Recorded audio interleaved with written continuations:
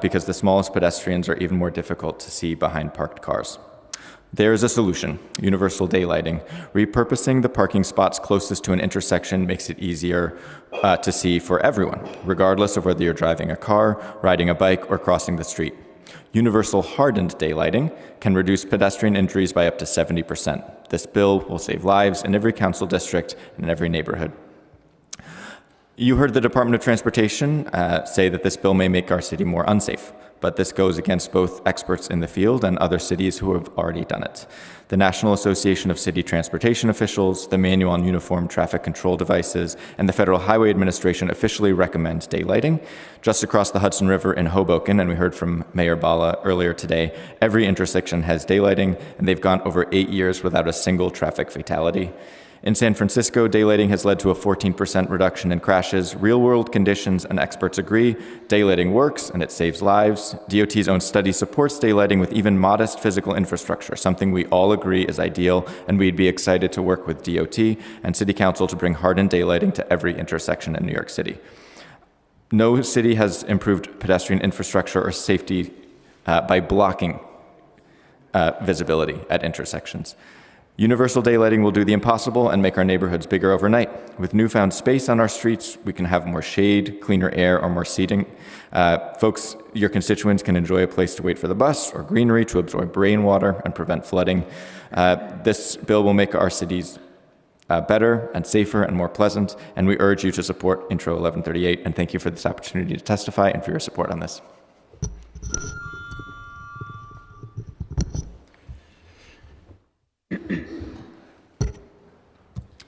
Good afternoon. I'm Alex Moreno, volunteer co-chair of Transportation Alternatives Brooklyn Activist Committee, continuing our group's official testimony in support of Intro 1138. Before I do that, I'll just note that I'm joined here by my sister and my brother, who's also in the room. We have two parents who are older New Yorkers and now, a 3-year-old nephew. So for these vulnerable populations, street safety is an incredibly important issue. That's why we're all here. Doing work to make streets safer in our communities, we hear regularly from our neighbors that there are few safety treatments that make people feel safer than a daylit intersection because it lets them see. But the benefits of universal daylighting are not just limited to improving street safety. Universal daylighting also provides an immediate, scalable way to add new amenities in every neighborhood. Universal daylighting would reclaim 2,200 acres of public space along the curb, which is equivalent to nearly 3 Central Parks of additional public space. This reclaimed curb space would allow communities to secure bike parking and rain gardens. Rain gardens, especially, help manage localized flooding and reduce combined sewer overflow. And all additional green spaces would provide numerous co-benefits, including improving air quality, providing shade and beauty, and reducing the urban heat island effect. With universal daylighting, we can scale green infrastructure quickly because the space is already set aside on our streets for this infrastructure. This is especially important right now, a time when the climate crisis is as real as ever. More and more New Yorkers face extreme climate events like sweltering heat, devastating flooding, and this most acutely affects the more vulnerable New Yorkers. We need to take local action to build climate resilience, to mitigate flooding, help keep our neighborhoods cool, and keep the air clean. And all of this is possible with universal daylighting. All of this is why our activist committee urges the City Council to pass Intro 1138 without delay. Thank you.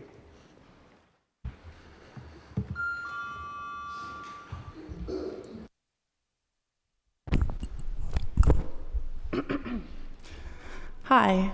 I haven't prepared anything in advance, so I don't think this will be as eloquent as most other people who have spoken, but I'm a lifelong New Yorker. Multiple generations of my family have lived here, and I live on Staten Island. I have a car. I drive it into Brooklyn to see my family and my partner all the time, and I am fully for Intro 1138. It's not that big of a deal for someone with a car. It's still gonna be days where it's kind of hard to find parking, days where it's easy to find parking. That's a crazy reason to be against Intro 1138 when it comes to life and death.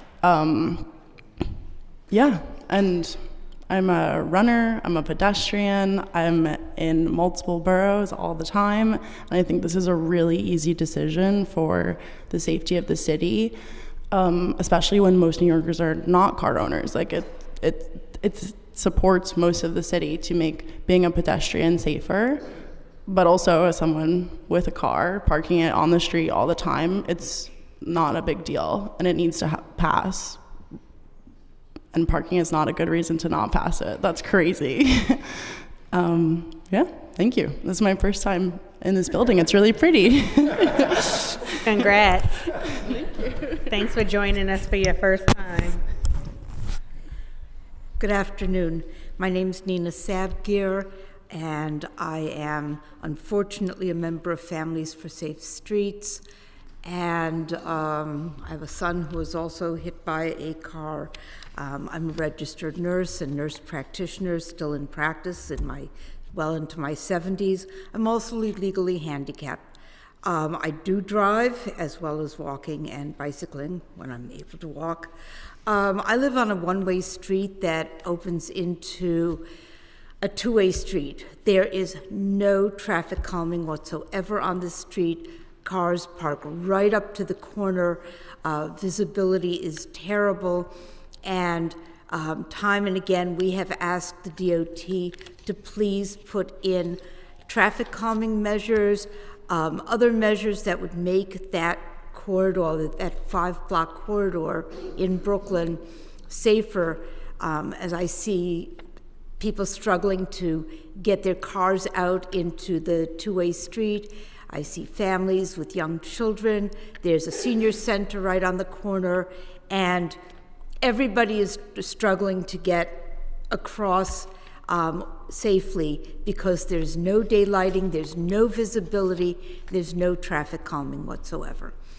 It's typical of the DOT to abdicate their responsibility with the claim that, well, nobody's gotten killed yet. I ask you, would you like to volunteer your child or your spouse or your mother or your father or even yourself to be the first one? And why do we have to wait for that to be the marker for whether something should be done to make our streets safer?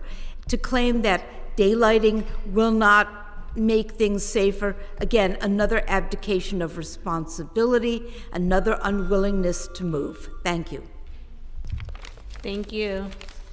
Thank you to the panel. The next panel we will hear from is Bill Bruno. Okay, sorry. And your penmanship is actually really nice, I'm sorry. Kathy Park Price, Teresa Benin, Philip Leff. Just ask everyone in here to the 2-minute rule, and you can start when you are ready.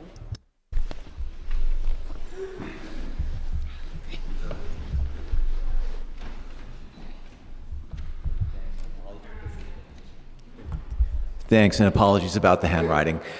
My name is, greetings, Madam Chair and Council members. My name is Bill Bruno. I'm a Jackson Heights resident. I'm here to testify 1138, which would institute life-saving daylighting at all intersections with a crosswalk. As we know, cars and SUVs and trucks at those intersections pose a risk because they block the line of sight. And it's gotten worse over the last few years. We all know they've gotten taller. The hoods have gotten taller. They're all bigger. And that's made the problem worse. That's why half of all crashes take place at intersections, restoring the line of sight so you can see what's coming and you can see what you're going towards, an important safety measure. What's particularly good about this bill is the minimum of 1,000 intersections a year that have to be hardened. And remember, it is a floor, not a ceiling, so we should think in terms of 1,000 plus.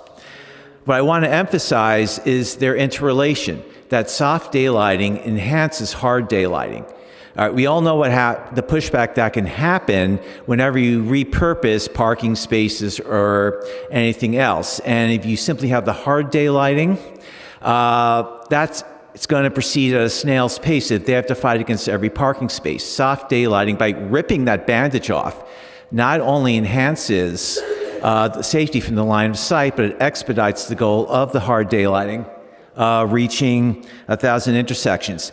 Quickly addressing the one-size-fits-all argument, a Chevy Suburban blocks your line of sight just as much in Staten Island as in Jackson Heights. Not being able to see what's coming puts you at greater danger. The thing that causes the problem is universal and consistent throughout the city. Logically, the solution should also be universal and consistent. So I support 1138, and thanks for hearing me out. My name is Teresa Bainan. I'm a 15-year Brooklyn resident, former public school teacher, and current healthcare educator. I'm testifying in support of Intro 1138, Universal Daylighting, because I don't want to be afraid to cross the street. I follow the basic safety rules, crosswalks, walk signals, always look both ways, never text and walk, and always look where you're going. But that's not enough. I also have to look back over my shoulder for the cars rushing to take a left or right turn from the parallel street. And you know what? It's difficult to do that at the same time I'm looking where I'm going and both ways. Still, I'm at the mercy of a driver's ability to see me and to stop for me. That's because of the fight or flight response. When faced with danger, your body reacts involuntarily in some pre-programmed way, usually fight or flight. I know which way I respond to danger because several times in New York City, while crossing the street legally, in the crosswalk, while looking both ways and ahead and even over my shoulder, at the same time I see a car coming at me too fast to be sure they see me and are going to stop. So when I've had 2 tons of metal hurtling towards me, it turns out my body does that third thing that begins with F. I freeze. I thought I'd be a fighter. I'd just jump on the hood like an action hero, or dodging out of the way would be even better. I think of myself as brave and strong, but I am no match for a car. So even following all my safety rules as I cross the street, my life is still in the hands of drivers, and I need to know the driver will be able to see me before the last second, that I won't be in the blind spot caused by a parked car while they're focused on the other cars on the road. Crossing the street shouldn't feel like a daily gamble with my life. I shouldn't need the reflexes of an action hero to survive someone else's mistake. And I don't want to be that first fatality that puts an intersection on the DOT's radar to maybe consider possibly targeted daylighting in the future. I support Intro 1138 to help drivers see us before it's too late. Thank you.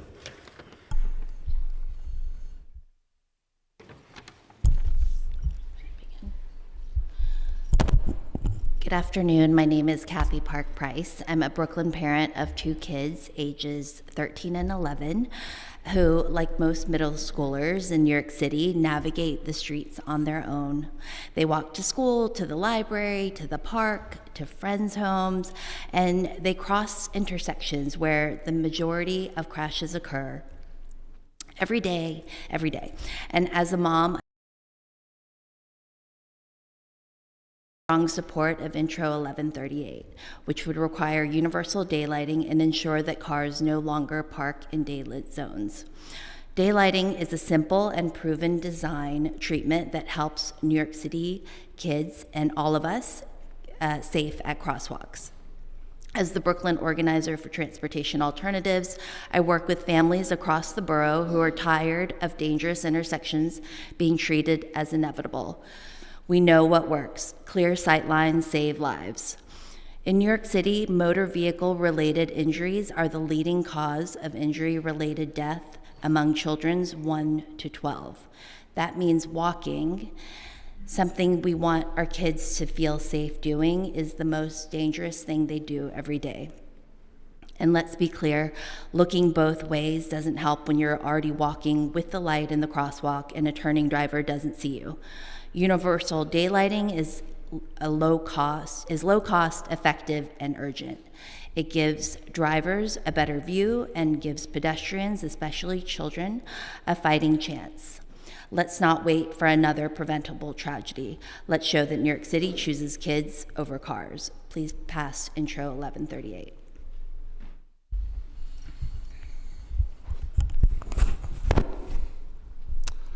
Good afternoon to the members of the City Council and those attending.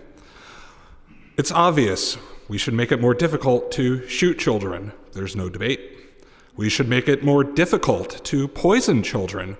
That's also obvious. There's no debate. But here today in the City Council, we are engaging in a debate about whether we should make it more difficult for people to run children over with their cars. I'm Philip Leff, a lifelong New Yorker, currently a Queens dad. I'm testifying in support of Intro 1138 because I don't want my child, myself, or anyone else to get hit by a car while crossing the street. It's a matter of common sense that clearing intersections of parked cars will improve visibility for drivers and pedestrians alike. More time and space to see, especially little ones, and more time to slow down and react. It's also a New York State law, that's Law 1202, that you can't park within 20 feet of an intersection. But some people who made laws in New York City value a parking space more than the lives of their neighbors. And unfortunately, some of the testimony we heard today, that still continues. With the passage of Intro 1138, we can undo the grave moral mistakes of the past and build a city that is safer for everyone who crosses the street. Let's resolve our debate with the obvious answer. Thank you to Councilmember Wan for introducing this life-saving legislation, Chair Brooks Powers for holding this hearing, and to the co-sponsors of Intro 1138 for supporting a safer city. Thank you. Thank you.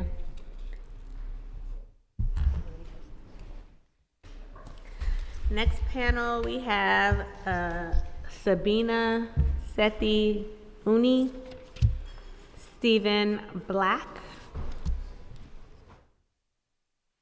Rue Tracy Hindu, and Christopher Leon Johnson.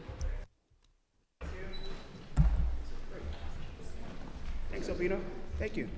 Thanks for getting me up here early. Thank you. Thank you. Oh, let me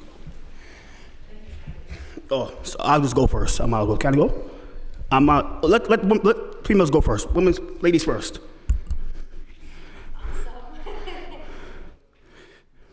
Oh, wait, we're missing someone. Hold on. Are you Sabina?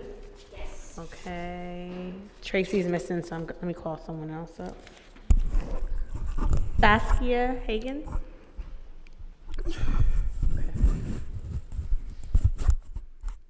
Okay, we can get started. Please adhere to the 2-minute rule.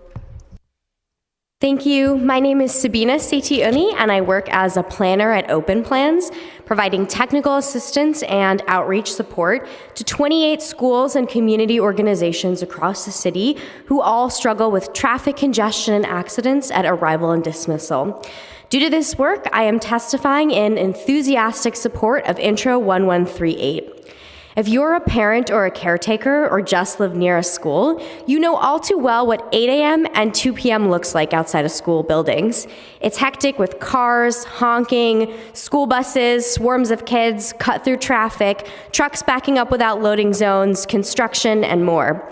It's not just hectic. Research on New York City's most deadliest streets has found that the streets outside of schools during pickup and drop-off are deadliest for pedestrians.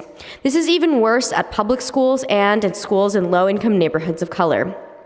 Much of my job is helping schools find solutions to their traffic crashes in service of making children safe. The Department of Transportation offers many options, including an open street program, but these solutions often rely on schools having adequate staffing support and funding to keep the program going.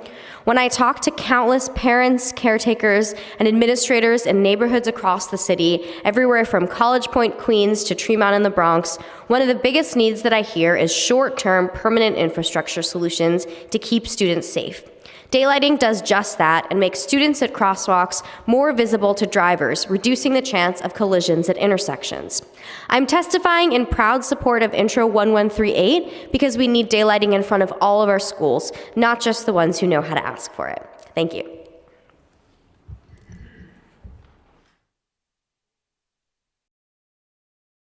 Ladies first.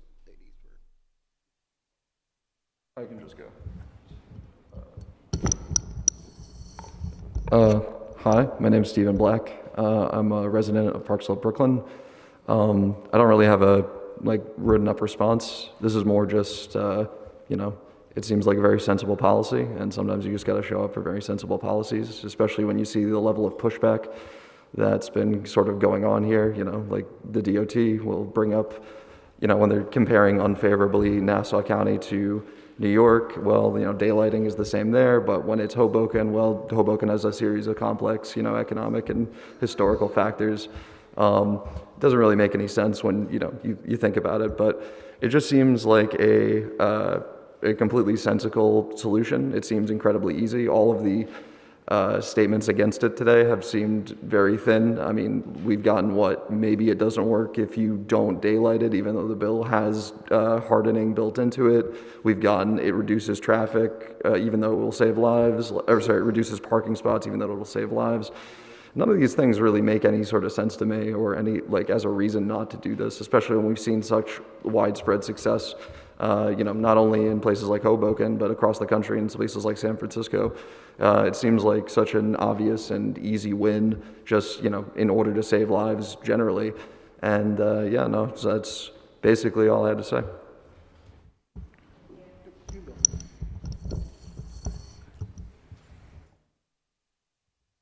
Thank you, Chair Brooks Powers, and thank you, Councilmember Wan, for your leadership on daylighting.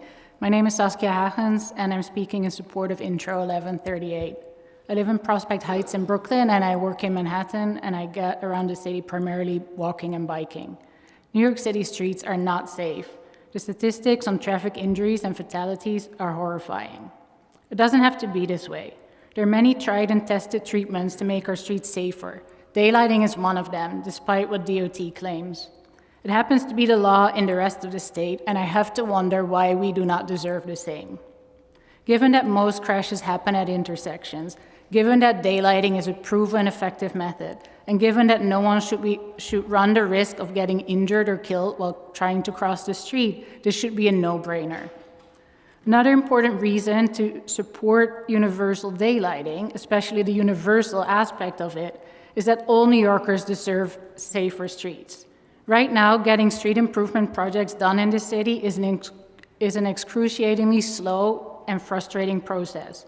We literally have to fight for every single corner, with projects often drawn out for years, slowed down by endless rounds of input, where vocal opponents get to the real life-saving interventions.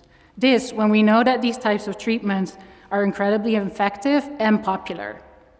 I was involved with just such a project on Underhill Avenue where I live. Probably the most surveyed street improvement project in the history of the city.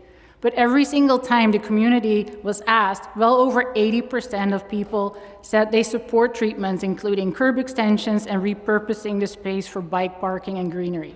It turns out that people actually like safe streets. So there's a chance to greatly speed up street safety projects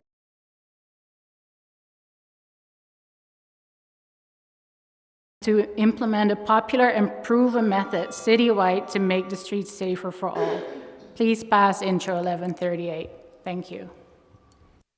Hello, Chair Powers. My name is Christopher Leon Johnson. I'm speaking on support for Julian Yuan's bill, Intro 1138, but to be on the record, I used to be a member of Brooklyn Community Board 8, so at the same time, I know my community board approved this notion for your bill, but I can't speak on behalf of them because I'm no longer a member. I got kicked off the board for a crazy reason.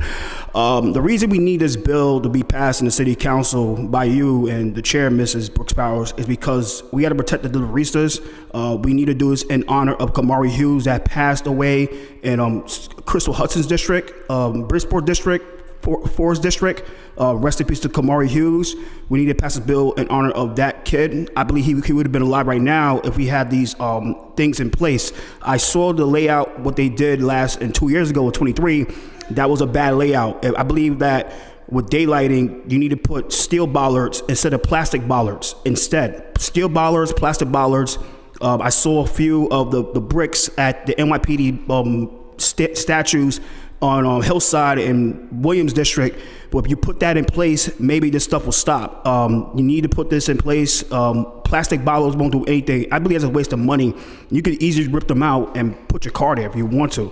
Those stuff is a waste of money. You have to put the right infrastructure into it. And about the car situation, that type of the bill when it comes to putting 20 feet from an intersection, I don't think that's reasonable because the average car length is about 6 feet. I'm 5'7". The average car length of a car is 6 feet. So that's not gonna really work because if it's 20 feet and you don't put a bollard there, like a real steel bollard, anybody could park their car over there. So I'm saying this right now. I know I got 15 seconds. We need to pass this bill, but they need to go back to the drawing board with the car link notion, because I believe that this bill might get vetoed by the mayor because of the car notion. Other than that, I support daylighting, guys, but when it comes to the car thing, I believe that the mayor might veto this bill. So he might veto it because of that part in place. You might have to amend thank you for letting me on. You might have to amend that bill, just eliminate that part and say at least 30 feet. I mean, not 30, but at least like 15 feet or 10 feet. Or 8 feet. Other than that, he might just veto this bill. I support it, but I have a big feeling that he's going to veto it. Even if you put it to the end of the year, guys, he's going to straight out veto this bill based on the first aspect of the bill alone. I support daylighting. I support 100%. But I know I got to go, but this mayor will veto this bill because of the car. So you guys have to amend that, please. Thank you. Enjoy your day, guys. Love you. Thank you to the panel. The next panel we'll hear from Jason Fromowitz, Emmeline Lackrout, Casey Kuntz, or is it Curris, maybe? Paul Benson.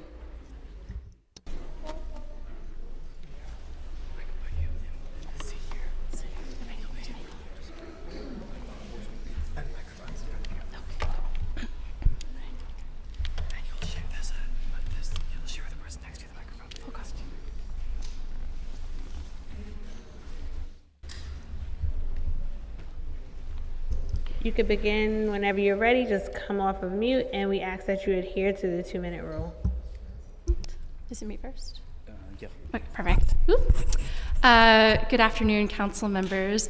My name is Emmeline Lakraut. I am a New York City resident. I live on the Upper East Side. I am also blind. I'm here in favor of Intro 1138. I think we've heard significant testimony about the benefits for visibility, especially myself as a blind person. I listen to traffic, and when there are vehicles, it makes it extremely difficult to listen to traffic. Every time I step into the road, I know that I am taking my life into my hands, and I just hope I make it to the other side. Barring that, though, the importance of hardened daylighting is to prevent vehicles from parking in the crosswalk. The number of times I have run face first into a delivery vehicle in the crosswalk, extremely unpleasant. My cane goes right underneath cars. And so it is extremely important that we have structural elements to prevent vehicles from being in the crosswalk. It's also important that when hardened daylighting systems are built, that they're built in a way that clears the crosswalk. I've seen some boulders placed literally inside of them. Again, as a blind person, my hope is that I have that 5 to 6 foot width of clear space to move forward. So again, I highly encourage passing of 1138 to support our citizens with visual impairments and the disabled population at large. Thank you.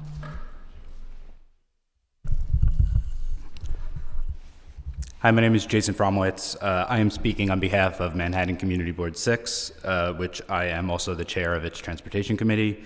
Manhattan Community Board 6 joins many other community boards in supporting universal daylighting, and this is extremely notable because community boards are not generally known for advocating to remove parking. CB6 is deeply concerned with traffic fatalities within our district and citywide, and we hope that New York City will join the rest of New York State in prohibiting parking within 20 feet of intersections. Thank you very much. Hi, my name is Casey Coons. I'm a resident of the Upper West Side. I'm here to testify in support of Intro 1138. I think our streets are dangerous enough with cars speeding, running through reds, or taking stop signs as more of a suggestion. And it's only made worse when we can't look out into the street and see what's coming. Every day in my neighborhood, I see my neighbors with young children pushing strollers, my other neighbors who use walkers or wheelchairs having to try to look around vehicles as best they can to make sure they can cross safely. And I think universal daylighting will make it much easier for us to move through our communities in a safer way. Thank you.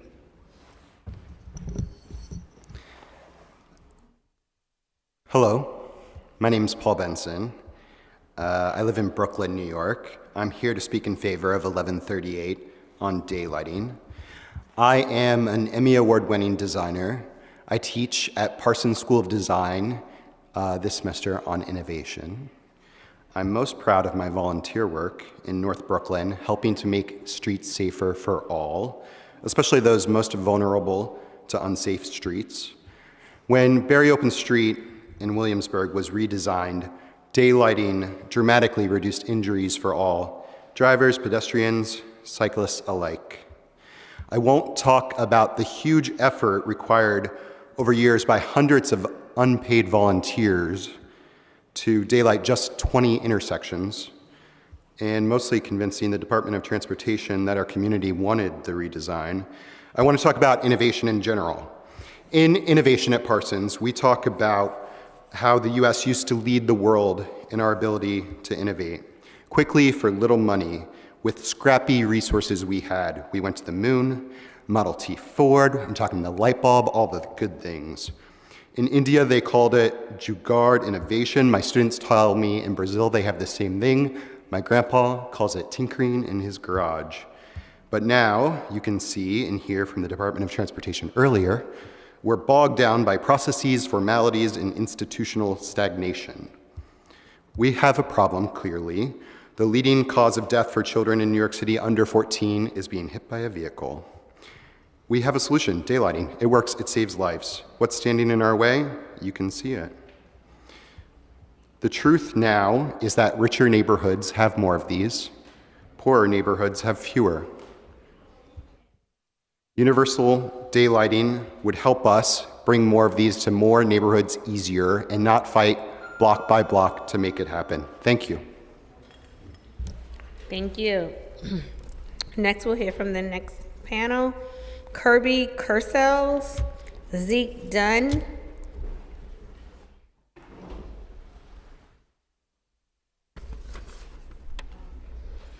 Darren Fredrich, Susan Lunn,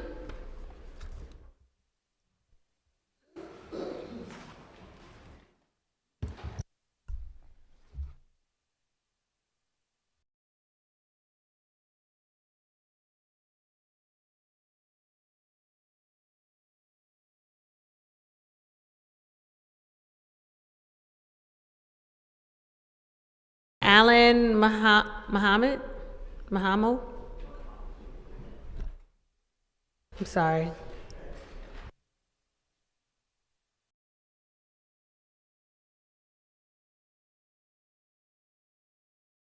You get started when you guys are ready. Just ask that you all adhere to the 2-minute rule. Start down there, or do you want us to start?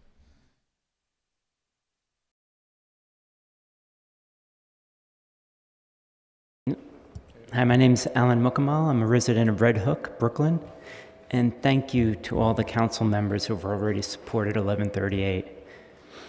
I own a car, and I live in a so-called transit desert. And I know when the bill passes, there will be at least 2 fewer spots on my street to park.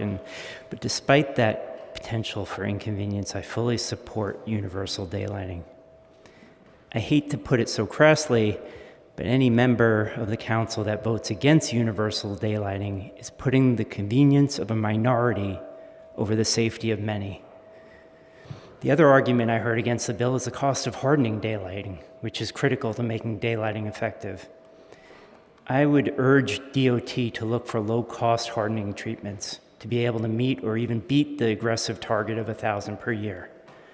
DOT cited that untreated daylighting can encourage drivers to cut corners recklessly. But DOT has already been installing inexpensive turn calming devices, those black and yellow bumps, at many intersections, and these can be used temporarily with paint and flex posts for intersections that cannot receive more permanent and expensive treatments in the short term. Daylighting has an ancillary positive effect. By reducing the legal number of on-street parking spots, New Yorkers will be encouraged to choose to not own cars, and visitors will be encouraged to take mass transportation. This is Behavioral Economics 101. It is time to challenge the assumption that car owners can park their property for free in one of the most expensive real estate markets in the world. Without universal daylighting, Vision Zero is a joke. Let's make New York City the safest, most pedestrian-friendly city in the world.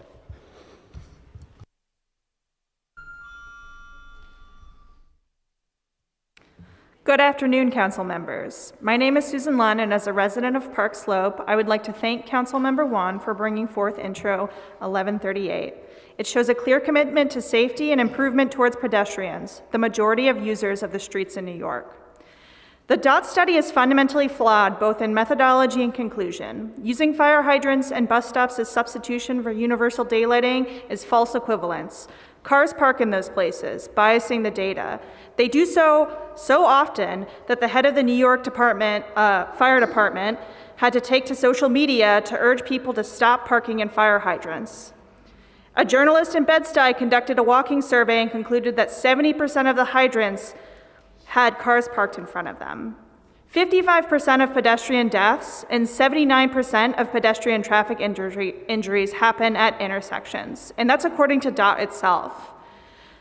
As has been brought up repeatedly in this hearing, our neighbors in Hoboken have not had a traffic pedestrian death in almost 8 years, and largely credit this to universal daylighting, and this bears repeating.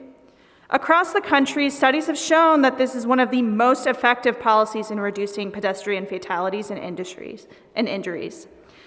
New York should be a leader of the country, and we should lead in pedestrian and cycling safety. We need universal daylighting here. Thank you.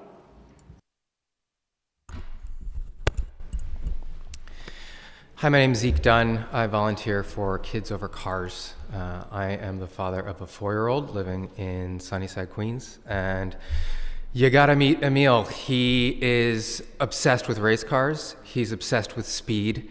He thirsts for velocity, and I can admit that cars can be cool and going fast is fun.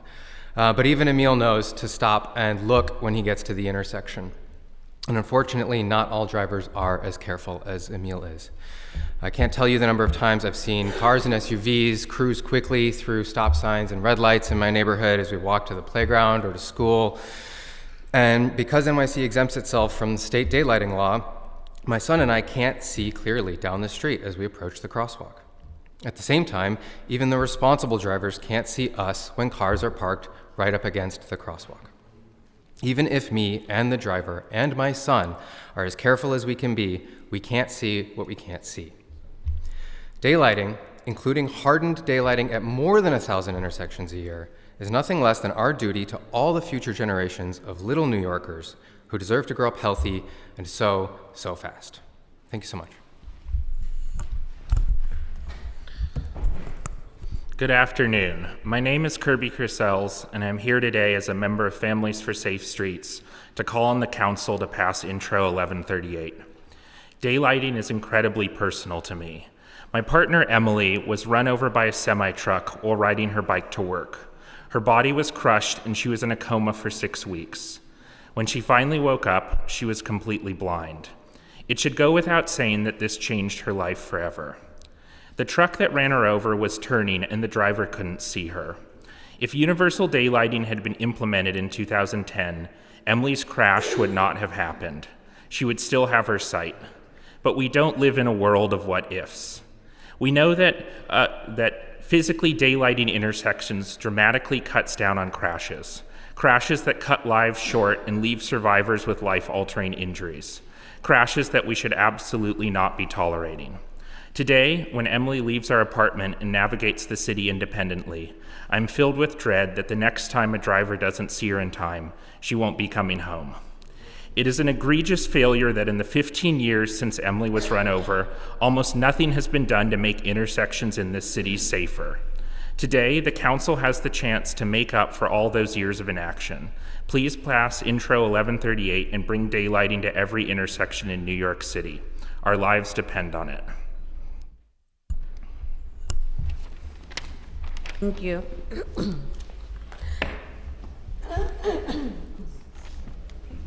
The next panel we'll hear from will be Dahlia Goldenberg, Andrew Rosenthal, Shane O'Neill, Abu Naeem.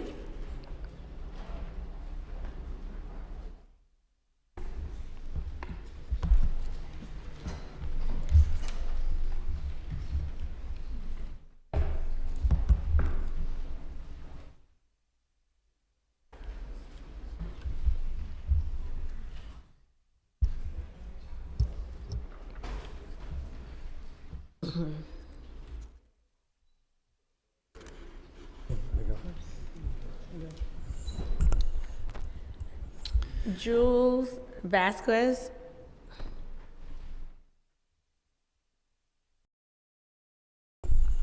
Okay, you're gonna begin when you're ready. Just take yourself off mute and just ask everyone to adhere to the 2-minute rule.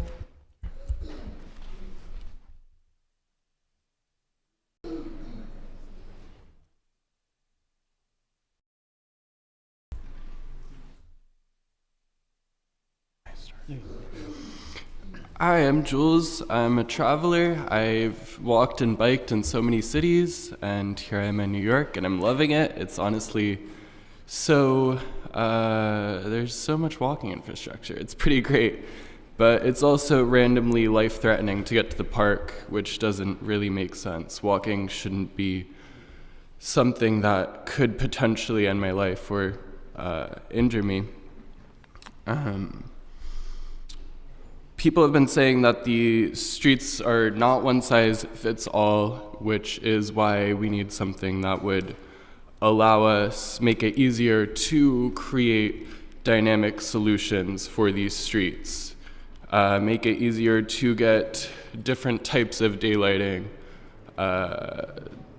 hard and planters and seats to sit in, and work with the local organizations that could teach us about what those community needs, such as community boards and bids, know a lot about those intersections and what would benefit them, and dynamic solutions. I'm sure some bids could work with their businesses to get planters out there, and that's, you know, one less thing that the DOT has to figure out alone.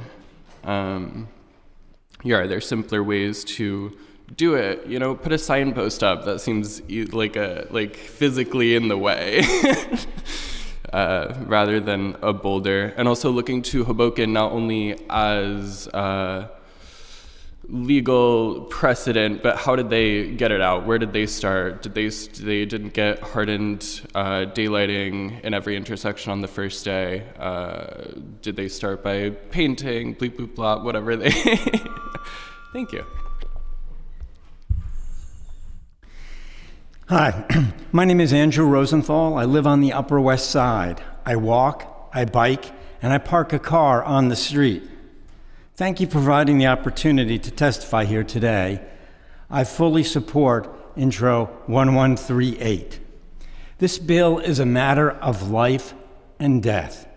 I believe that the number one responsibility of the New York City Council is to keep its citizens alive. This bill only asks that New York City follow state law. As DOT testified today, hardened daylighting does reduce crashes and does save lives. An added benefit will be a reduction in auto insurance rates through the reduced crashes and as claims decline. We had 121 pedestrians killed in 2024 and thousands more seriously injured. It could be your child in 2025. The difference between New York City and Hoboken, where daylighting has been, and there have been 0 traffic fatalities, as you've heard many times today, the difference is their city council acted. Please take action and pass 1138.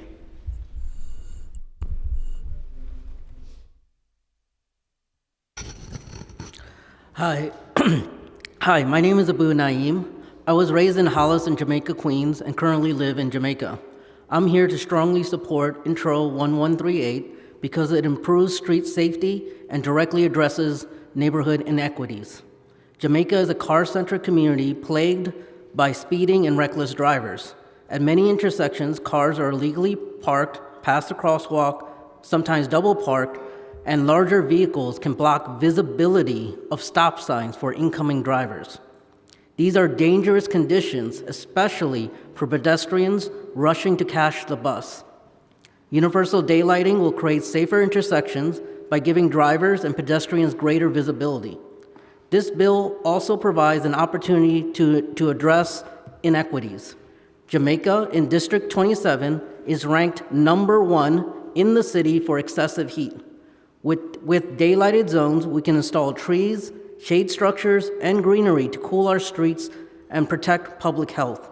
Jamaica also faces serious flood risk, and we can use these spaces for rain gardens to reduce flooding and stormwater damage. I urge every council member to visit spatialequity.nyc to see your district needs. Let's pass universal daylighting and make New York City the safest and most equitable city in the world. And I'm going to go a little bit off script and say I've looked at the study from DOT, and I find it kind of amusing they use the hydrant zone analysis and base it on their own inadequacy of enforcement. So they should be looking for other cities and not use their own inadequacy to justify not passing this law. Thank you.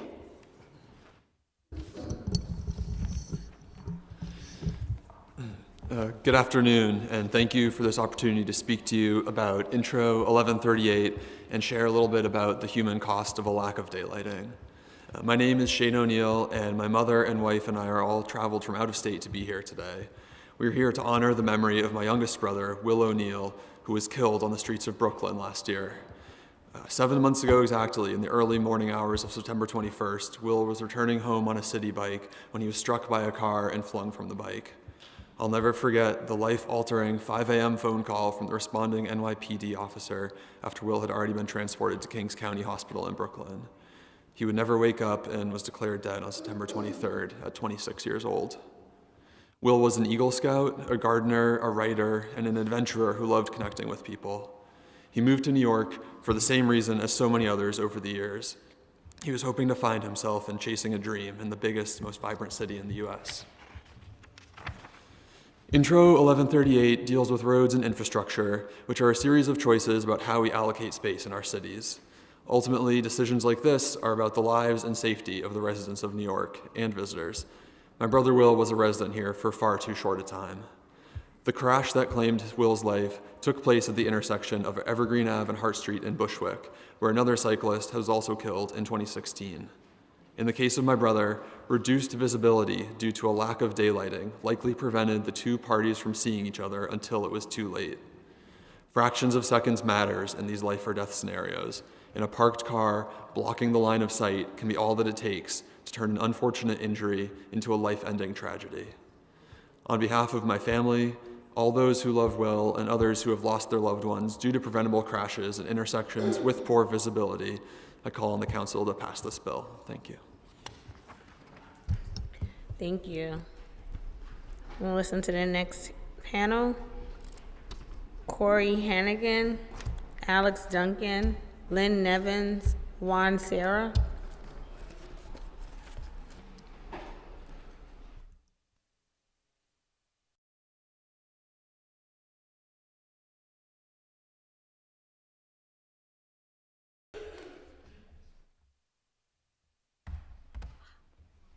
You can begin when ready. Just take yourself off mute, and we ask that you adhere to the 2-minute rule.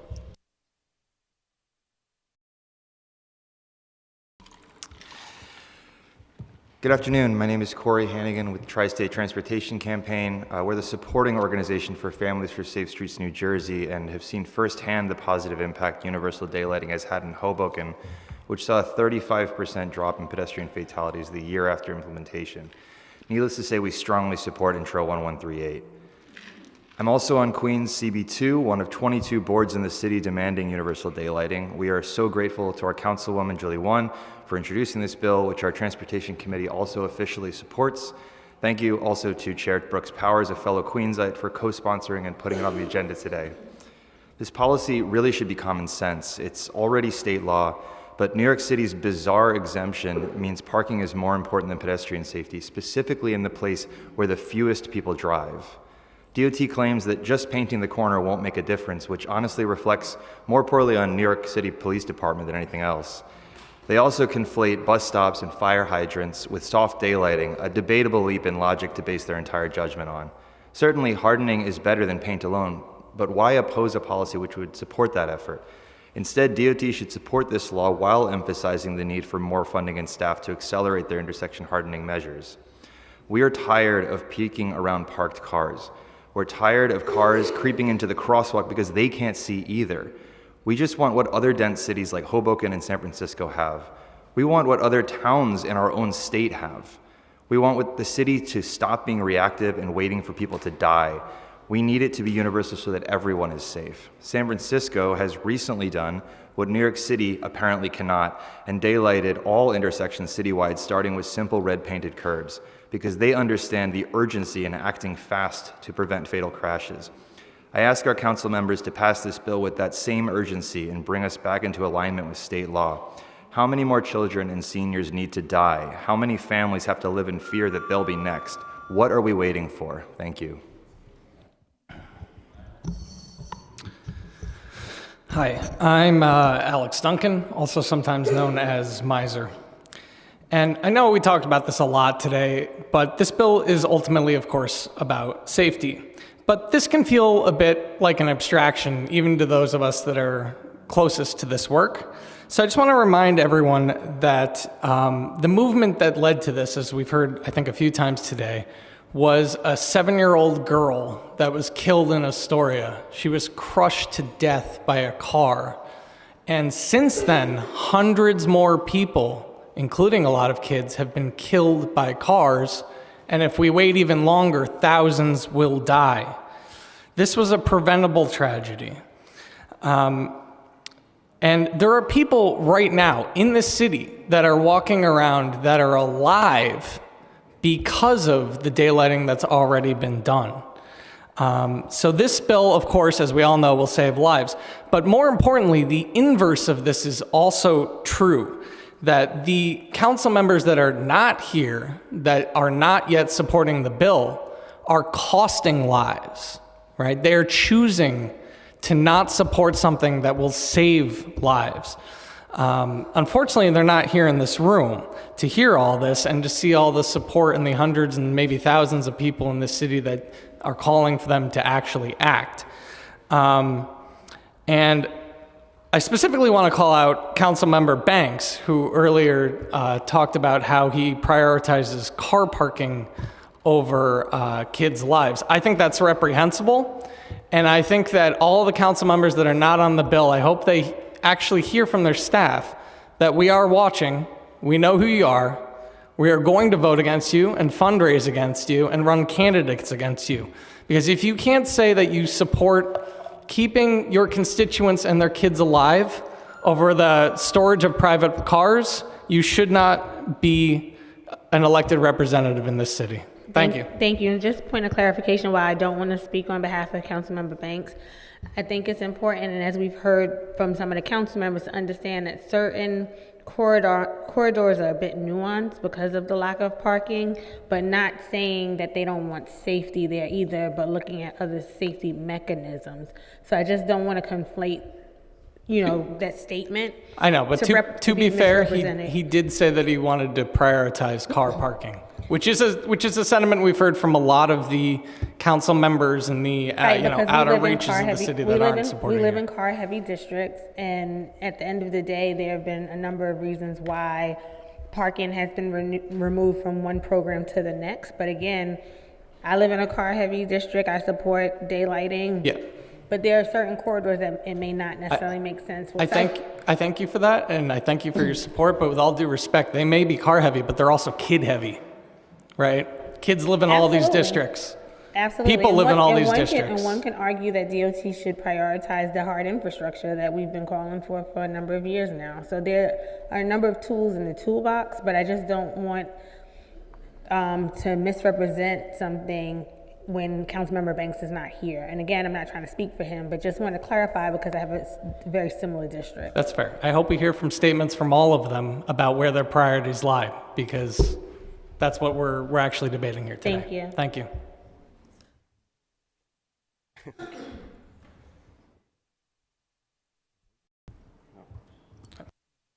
Oh, thank you. My name is Juan Serra. I'm a resident of Brooklyn. I'm here to speak in support of daylighting and to implement it universally. This is a measure that will save so many lives, and it's a measure also about equity. I don't understand why we have to delegate public space for the storage of private cars. That in turn makes everything more dangerous for everyone. I don't understand why people need to suffer life-changing crashes and also lose their lives for the convenience of storing private vehicles. I urge the Council to pass Intro 1138, legislation that will benefit everyone and make the city more livable for everyone. Thank you. Thank you. My name is Lynn Nevins. I live in Queens.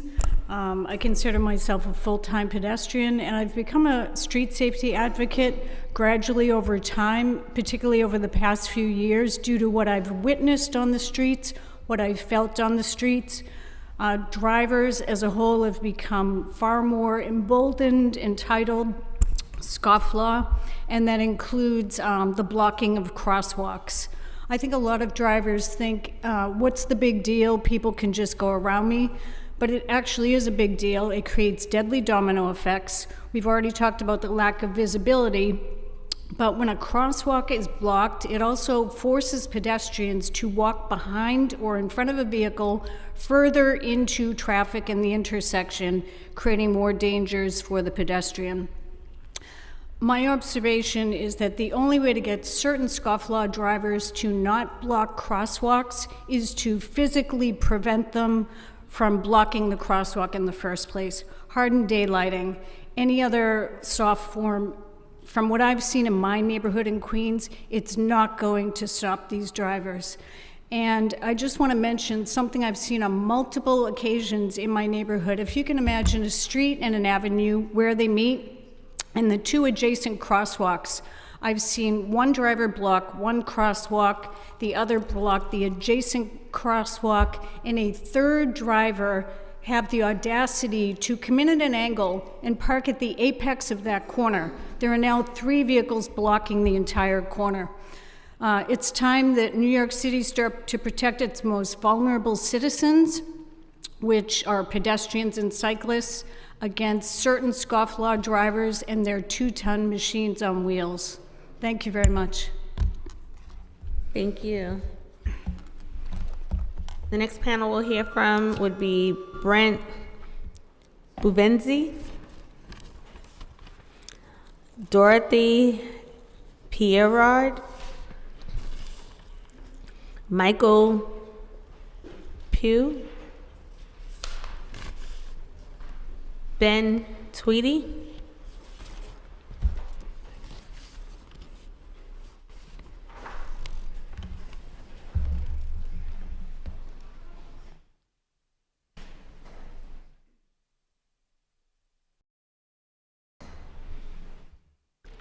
Robert Feltalt,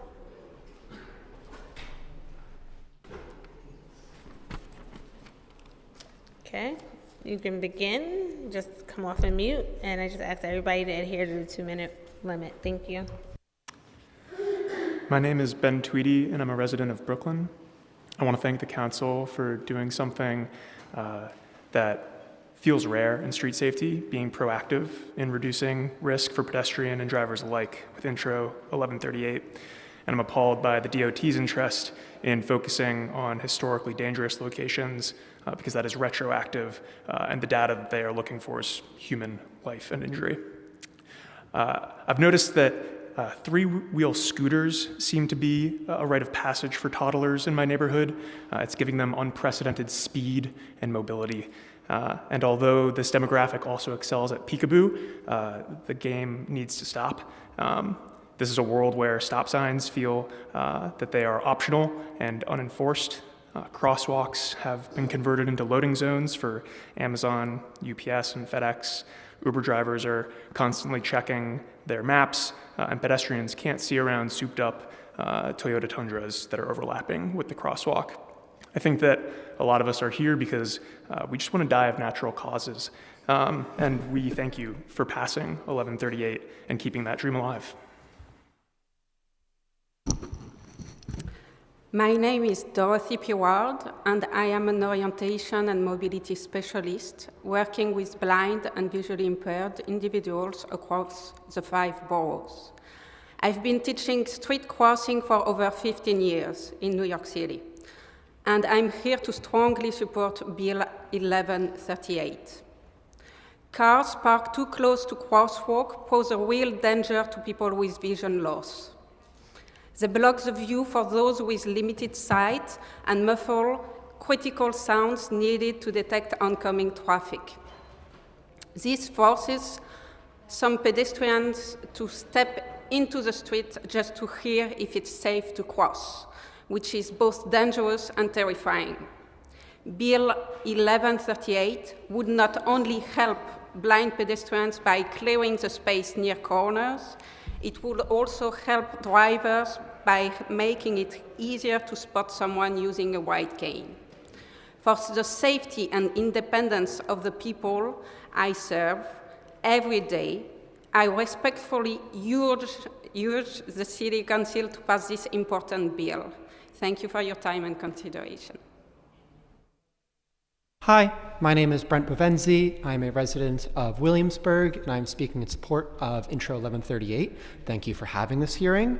And yeah, I think universal daylighting is a statement of our values of making streets safe, not just for some, but for all. All streets should be safe. You know, all of them have this, all of them are dangerous, can be dangerous, and we can make them safer. I find that DOT seems to be just sandbagging their study, that they seem to not want to do more work, because that is more work for them to do. And I think we can see this anytime anybody is requested, if you have requested a stop sign or stoplight, you see it takes forever to get a reply, and then at the end of it, there is some sort of criteria that intersection doesn't meet. That's why we need this universal approach to making all of our intersections safer in one go.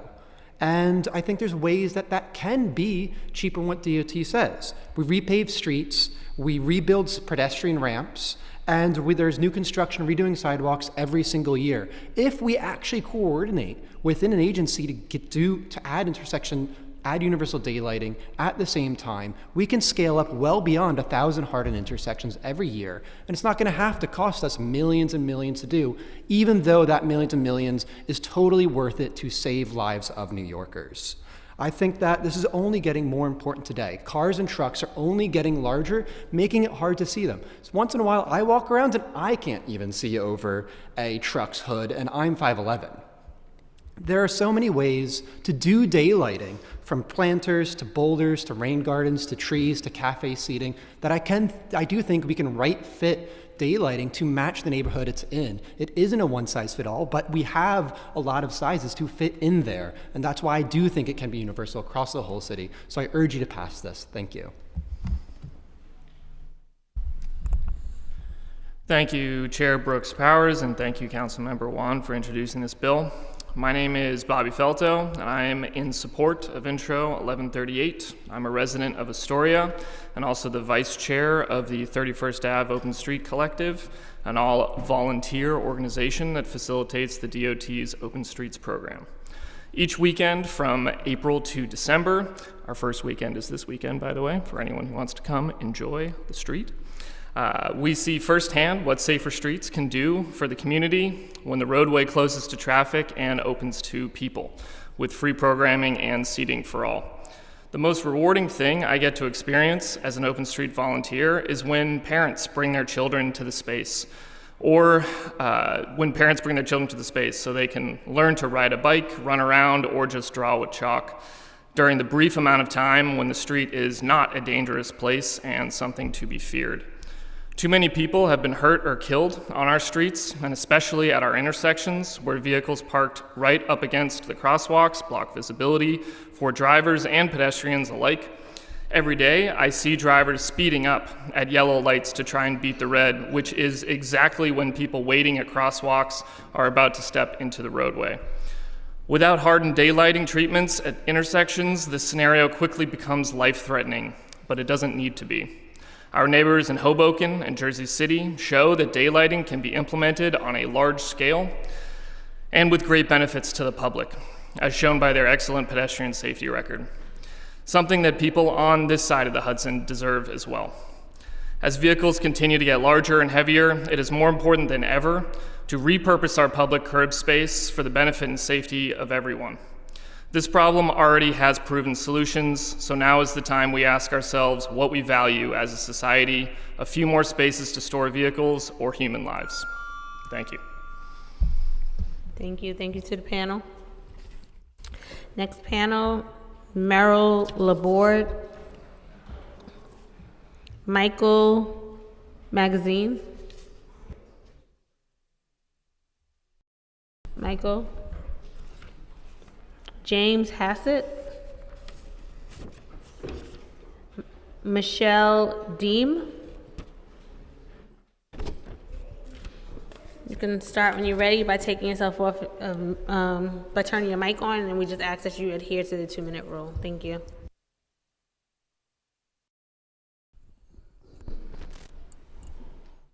Hi, my name is Merrill Laborde. I live in Greenpoint, Brooklyn, and I'm here to speak in support of Intro 1138, requiring the Department of Transportation to implement universal daylighting and harden at minimum 1,000 daylighted intersections a year.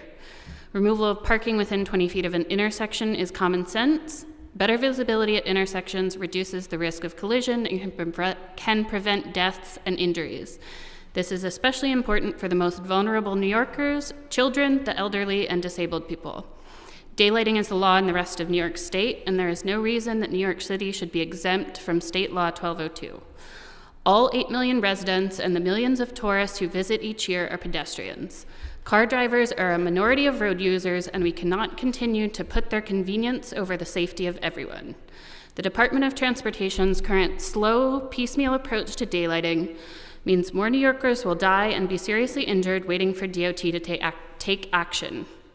This is unacceptable, and the Council has an opportunity to take action immediately to prevent more deaths and injuries. I thank Councilmember Wan for her leadership on Intro 1138, as well as to the 23 council members who have co-sponsored this bill, and I urge the Council to pass this common sense legislation.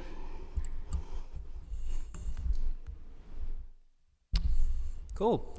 Good afternoon. I'm Michael Magazine. I am the lead of elected partnerships with Sunrise Movement New York City and a youth climate organizer with Fridays for Future. I'm here in support of Councilmember Wan's Intro 1138. I want to remind us all that around this time last year was one of the deadliest since Vision Zero. Contrary to perception, it's not our subways, but our intersections that are among the deadliest places to be in this city. With over half of every traffic fatality and about 7 in 10 traffic injuries happening at intersections. In a city as densely populated as ours, it's one car's worth of visibility that spells the difference between a safe turn or the tragic death of 253 people. This traffic violence, mind you, is disproportionately a youth issue. Children who are in strollers or crossing the street from school rely upon drivers' visibility to stay safe. When that's absent, we see tragedy. We see youth like Kamari Hughes, a 7-year-old struck down by an NYPD tow truck back in October of 2023. Is it suddenly vision good enough? Vision some kids can die? From DOT's earlier testimony, it seems like we are centuries away from Vision Zero. New York City needs to be exceptional, not exempt. With universal daylighting, our streets set drivers, cyclists, and pedestrians up for safety. Safety as increasing visibility, calming traffic, shortening the crossing distance, and slowing turning vehicles, to name a few. And success as in improving air quality in public space, where we pair daylighting with rain gardens and other green infrastructure, which is an important benefit as this city rapidly seeks ways to combat impacts of climate change. As a proven policy measure that is efficient, effective, and endorsed by council members, community orgs, agencies, state representatives, cities, counties, and 40 states, this is a no-brainer. I, alongside the Sunrise Movement of New York City and Fridays for Future, say yes to Intro 1138. Thank you.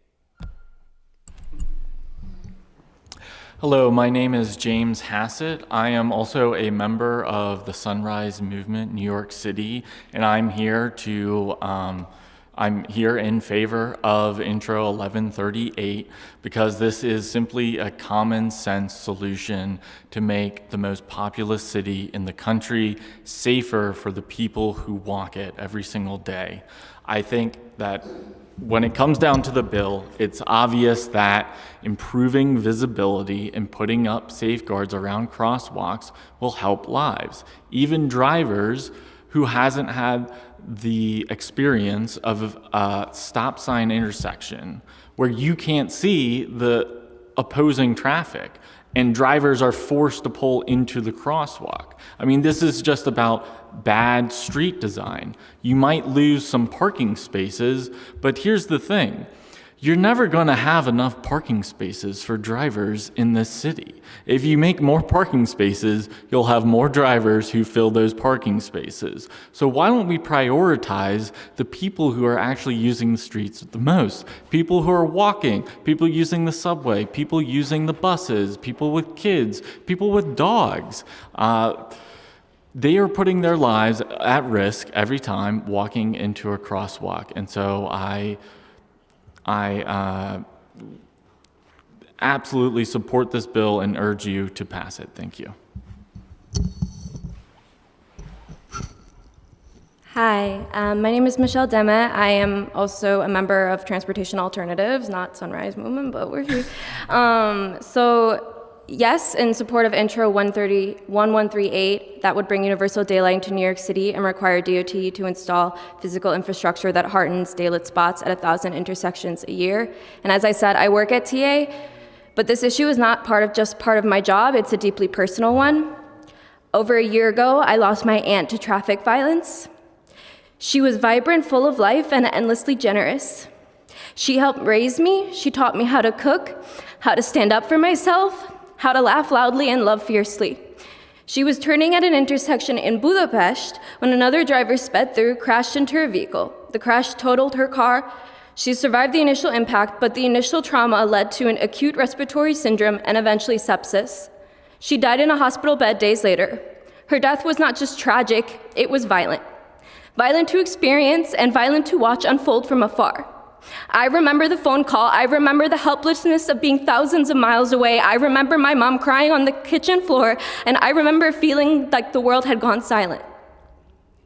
That crash didn't happen in New York, but the conditions that led to it, limited visibility, high speeds, preventable design, failure, exist everywhere. Traffic violence is a global epidemic, and New York has the opportunity to lead in preventing it. Daylighting doesn't just protect pedestrians or cyclists, it protects drivers too. My aunt might still be here today if her view in that intersection hadn't been blocked.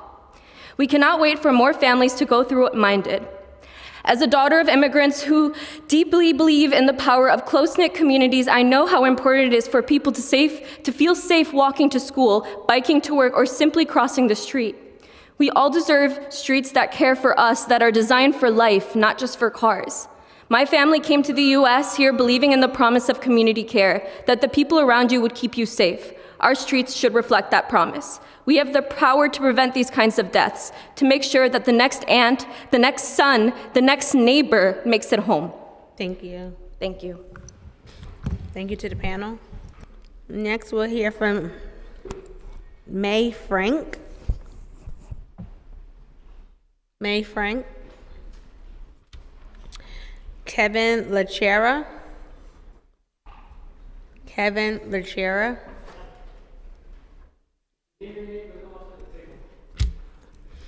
Jackson Chabot. David Vassar. David Vassar. Cynthia McKnight.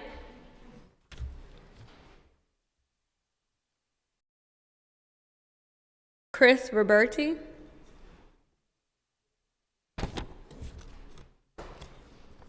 Carrie Hill. Carrie Hill.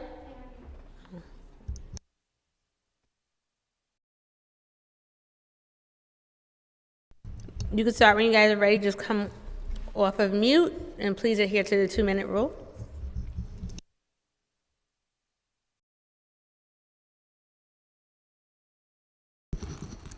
Good afternoon. Thank you, Chair Brooks Powers and the members of the Transportation and Infrastructure Committee for holding today's hearing. My name is Cynthia McKnight, and I'm the President and Brooklyn Borough President appointee of the Community Education Council for District 13 in Brooklyn.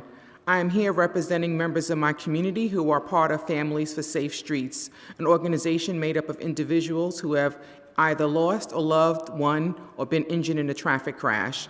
I support Intro 1138 and universal daylighting in New York City, and I urge you to support this life-saving legislation.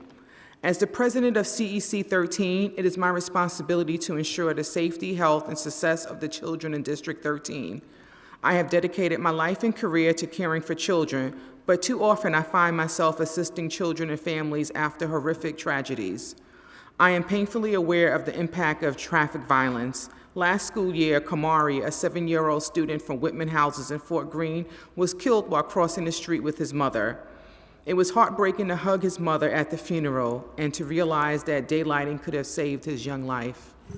I also live near the intersection in Clinton Hill where baby Apollinia lost her life, and I still hear the scream of the mother when she was killed. Daylighting could have also saved baby Apollina.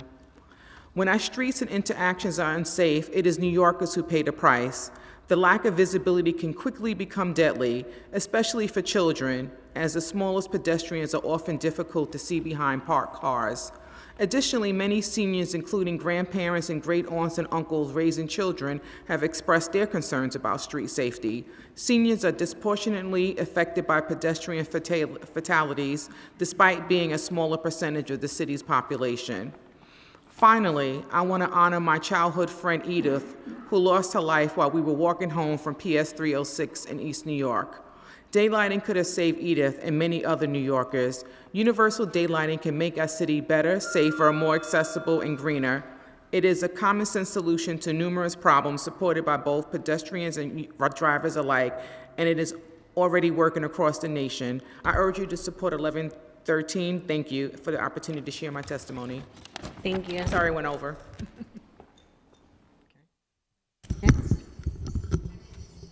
Hi, I'm Carrie Hill, and I live in Greenpoint, Brooklyn, and I'm also here in support of 1138 daylighting. I'm a mother of an 8-year-old son, and when I think about it, every time I cross the street, I make him stand behind me so I can look, and then he's allowed to cross. And in a year or two, he'll be navigating the streets by himself, going to middle school, and I just think, how is he going to cross the street safely? It just seems impossible. I wanted to make 2 points about the budget concerns and parking concerns.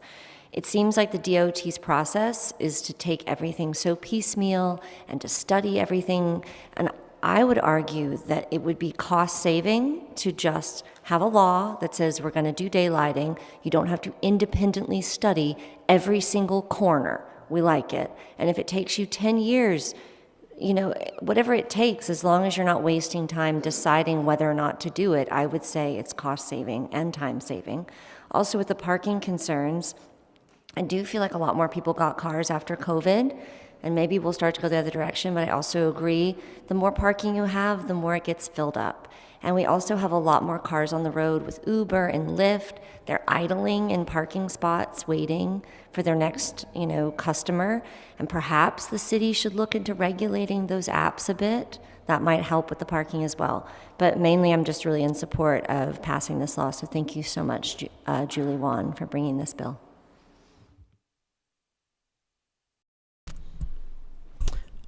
Hi, my name is Kevin Lachera. I'm a fourth-generation Greenpointer, and I've been involved in the advocacy campaign for universal daylighting for the last year and a half.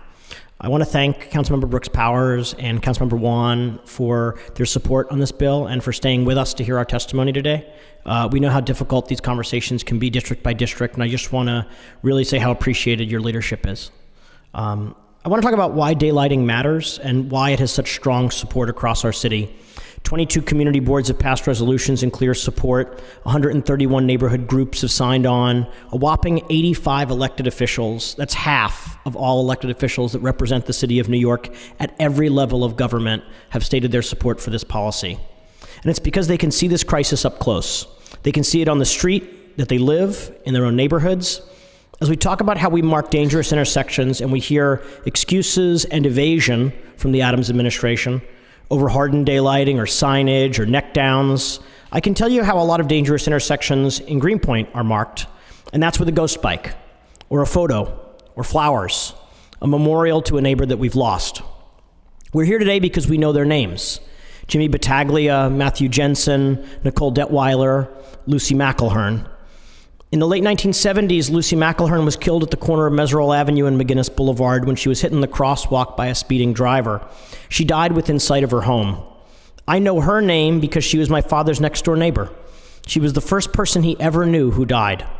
And when I was growing up crossing that street, I heard her story over and over again.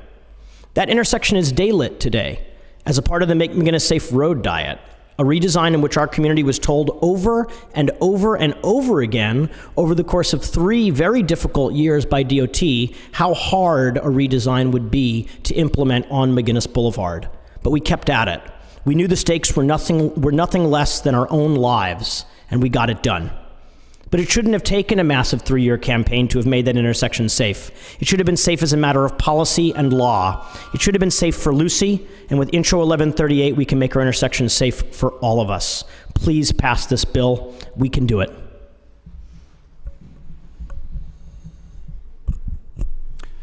Good afternoon. My name is Jackson Chabot. I'm the Director of Advocacy and Organizing at Open Plans. We'll submit longer remarks for the committee's review, and I want to highlight a few top-line points that elevate what other folks have said here today. Other folks will say here online later on. It's not about us. It's not about me. It's about we. We are all here today because we believe in street safety. We are all here today virtually in community boards, in community organizations that Kevin has mentioned, because everyone resonates with this. Daylighting works for all road users. It works for drivers, pedestrians, people biking, children scooting. It just works. I'm especially proud of the community board conversations that we've had. Team members of mine have gone to Rosedale Civics Association in person to speak with folks. I've virtually shared information about daylighting with Queens Community Board 13. I went up to Bronx Community Board 5. Our team has worked with so many of these community boards across the city because we know that community conversations are tough and we want to have them with folks. This resonates with folks because we've been empathetic. We've listened to their concerns, and time and again, folks who identify as drivers say, I would rather save the life of my neighbor, of a child crossing the street, in service and in sacrifice of a parking spot. It just works. The DOT's concerns are all about scale and money. Those are not insurmountable, and we've heard that from folks today. We must implement this. We must implement this across the city because, as someone said earlier, we have a universal problem, and this is a universal solution. With the remaining time, I'd like to share a gratitude and appreciation to Chair Brooks Powers for having this hearing today. We've been in discussion for many months, and I really appreciate you listening not only to that, but also to the folks here today, as well as for Councilmember Juan for pushing to have this heard as well. This is of the moment, and we are of the moment, and this is what we need. Thank you. Thank you. Thank you to the panel. Next panel, we'll hear from Natasha Dumas.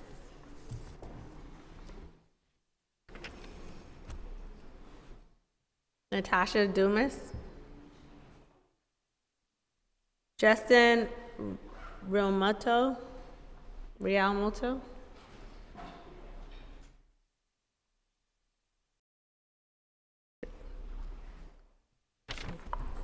Christopher Rosario.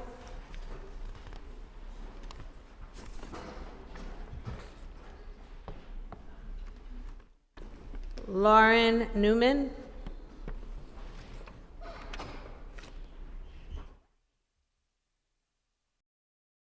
Raul Rivera. You could begin when you're ready. Just take the mic off mute, and I ask everyone adhere to the 2-minute rule.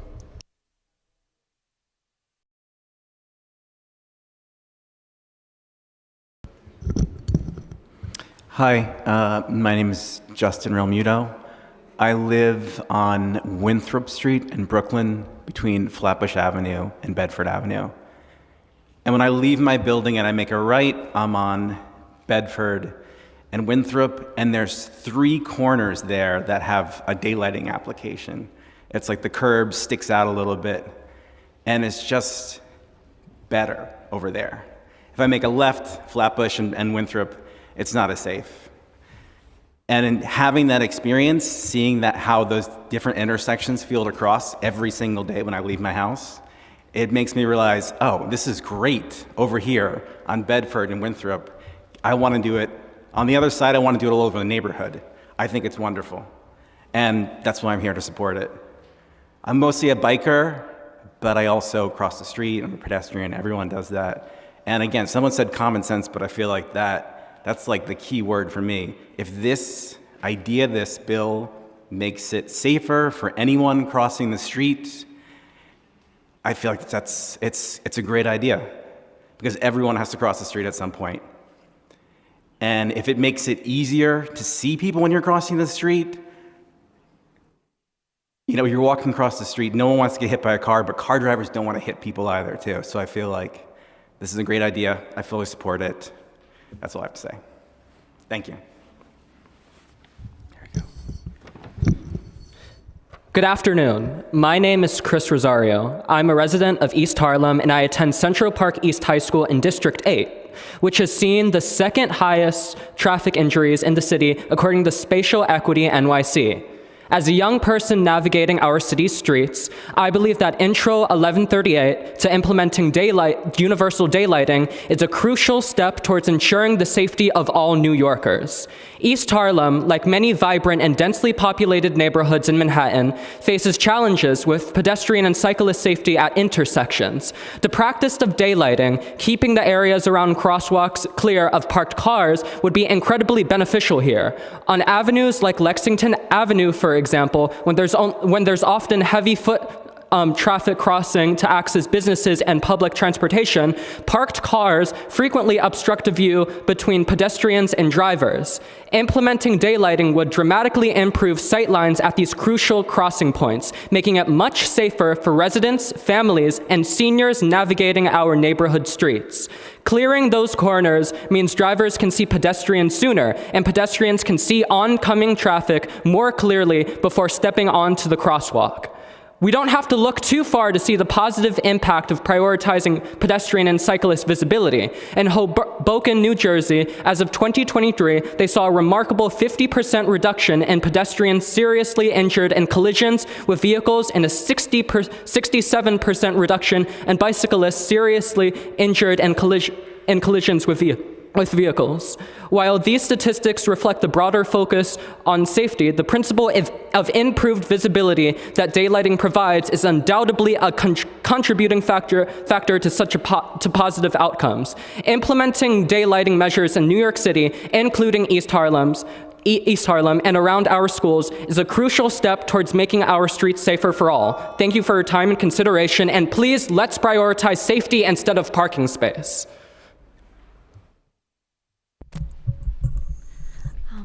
Good afternoon. My name is Laura Newman, and I'm the Youth and Schools Organizer at Transportation Alternatives. I'm here today to express my strong support for Intro 1138 and the implementation of universal daylighting across New York City. As someone who works closely with students, parents, and educators, I hear the same story again and again. Our streets are designed in ways that make the simple, everyday act of walking to school unnecessarily dangerous. More than 75% of New York City students commute to school by walking, biking, or public transit. Yet the streets surrounding their schools are too often built for cars and not for children. Daylighting is a simple, proven, and life-saving intervention. Clearing the space near intersections gives children, some of our smallest and most vulnerable pedestrians, a fighting chance to be seen and to get home safely.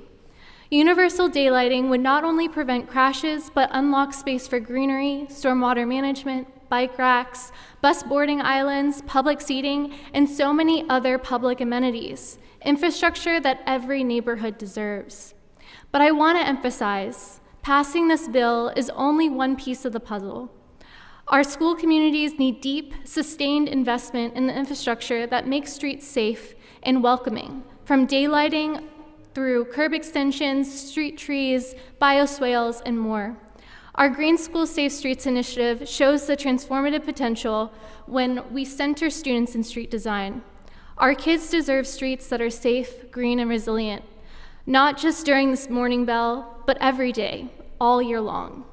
Intro 1138 is a vital step forward, and I urge you to pass this bill and to pair it with the resources needed to fully realize a safer, healthier future for New York City's people. Thank you so much.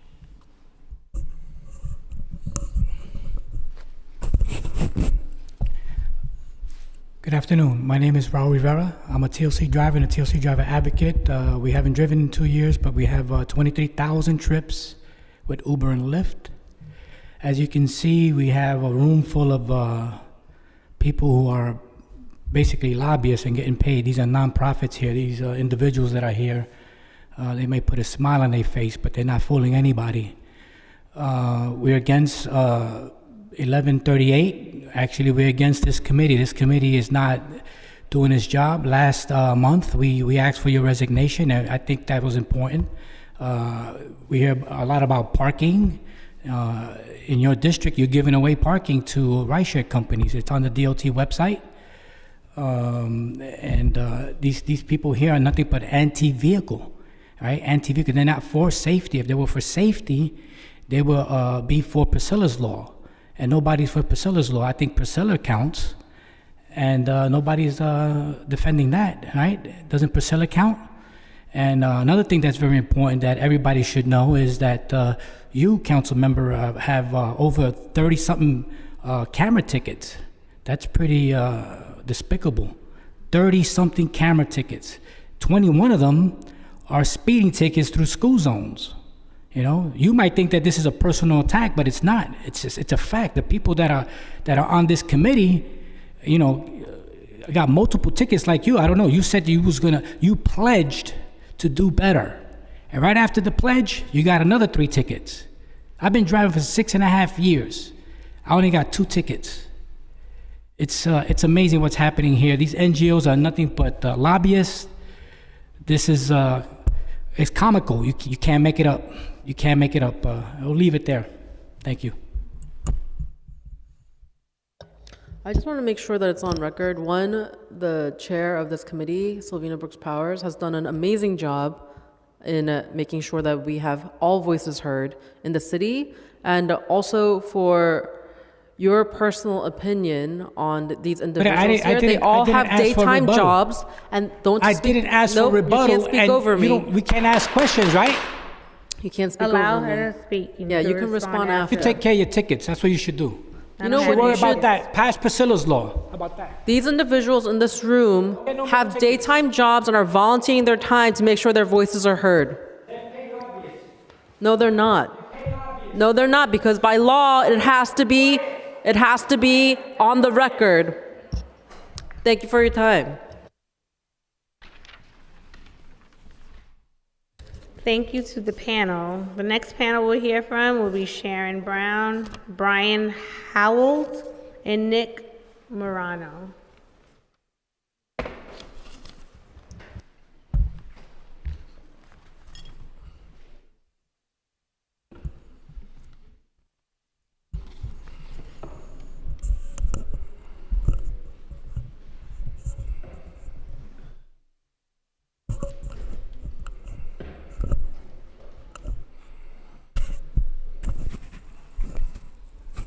You can start whenever you're ready. Just come off of mute, and please keep it to 2 minutes and stay on topic. Thank you. My name is Sharon Brown. Before I begin, remember Israel, release the hostages. Please keep it to the Yahweh's people Please keep go. it to the legislation of today, Ms. Brown. Defend Israel. Thank you. We are at war. I am just Please keep it. prefacing This is your Thank second you. warning. Okay. I previously, lives are more important than parking spots. I previously testified my sister, Mary Ann Brown, worked at CCRB, Complaint Review Board, and she was hit and run down by a car while out of state. It's happening in New York also. people are being careless or intentional in hitting people, whatever the situation is in the crosswalks. And it's good to have the daylighting, whatever would be best for us. If they need to tweak the daylighting, it would be fine. I have been advocating for more seating and more beautification of the city, and also more bathrooms, so we can include bathrooms in this design. People should not be able to park near the crosswalks, because this is where they are actually being run down, and it would make it safer for everyone if they weren't so close to the crosswalks. Whatever the amount of space, 20 feet, whatever it is, they need to definitely make sure that people are safe. And remember Israel. Thank you.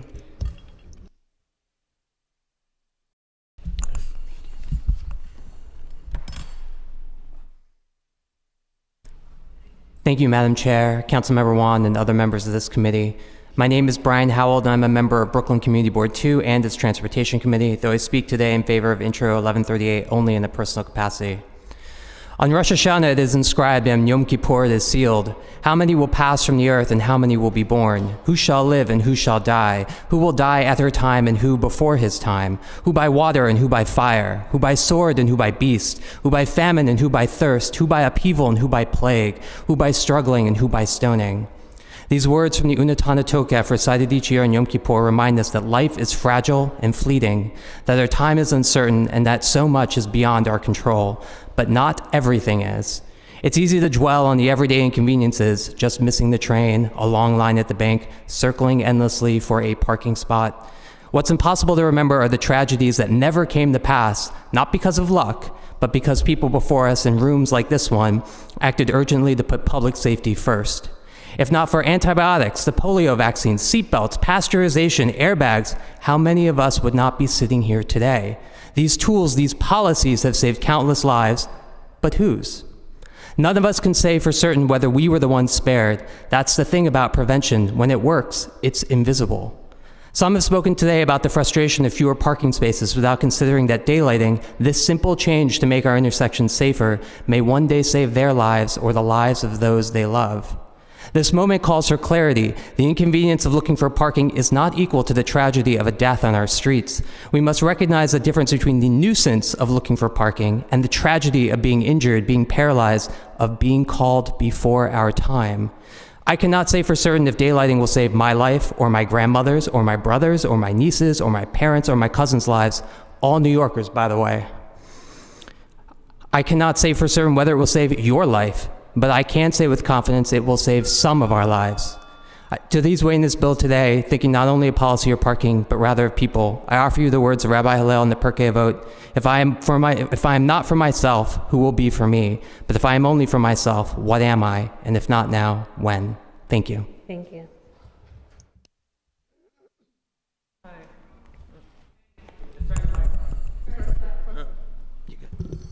Hi, I'm Nicholas Morano. To be clear, I'm not a lobbyist. I'm a biochemist. I work at Columbia University. I'm also a car owner, and to be honest, I love my car. I personally have seen 2 people in New York City killed by cars with my own eyes. I've lived here for 31 years. The first of these was a particularly gruesome accident that I can never forget. I was going for a run in the Bronx about 10 years ago, where I lived at the time, and I heard a loud noise. I saw a car jump up in the air, and I ran over to it, and I saw a guy laying across the street.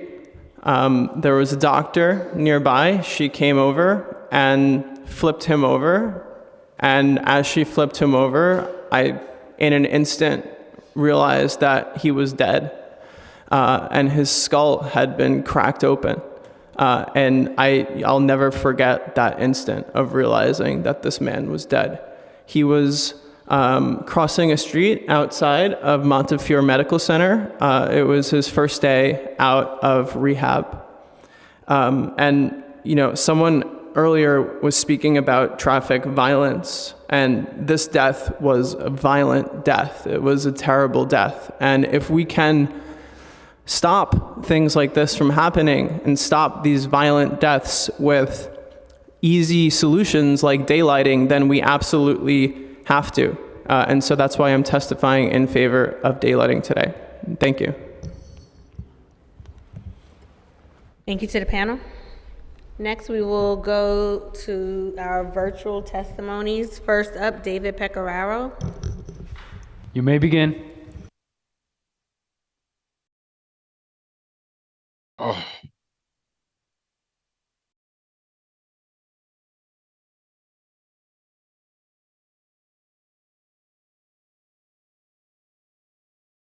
Okay, thank you. I'm sorry. I was just a little kerfuffle there. Okay. Good afternoon, Transportation Committee Chair, my council member Selvena Brooks Powers, and the rest of our committee. I'm here to testify in favor of Intro 1138, which creates universal daylighting. For identification purposes only, I am the secretary of the Rosedale Civic Association and a member of both Community Board 13 Queens as Transportation Committee. Both organizations have passed resolutions in favor of daylighting that I have strongly supported. However, I am testifying today as a 65-year-old lifelong New Yorker and a 59-year resident of Rosedale. I am over 6 tall, a car driver, and I have issues safely crossing intersections that lack proper visibility. Specifically, I'm testifying for real daylighting, not the daylighting in name only that was installed at the corner of 243rd Street and 145th Avenue in Rosedale. This sensitive location includes both the Rosedale Library and Post Office. As most of you know, there are actually 8 points of intersection where two-way streets meet. The Department of Transportation somehow believes that adding one no parking sign at one corner would successfully daylight the intersection. What they fail to understand is that without some hardening, perhaps a bollard, the sign is routinely ignored, especially by trucks delivering to the bodega at that corner. The DOT needs to look at intersections like this, where they took an inadequate, simplistic approach and hardened all 8 points to protect the children and senior citizens using our library and post office. Please include a look back in the legislation to correct inadequate daylighting as we move forward to a city where daylighting is the rule, not the exception, to protect pedestrians and other drivers. And I also make note, as I said, I'm a car owner. Time has expired. Thank you. Thank you, David. Next, we'll hear from Britt Bird.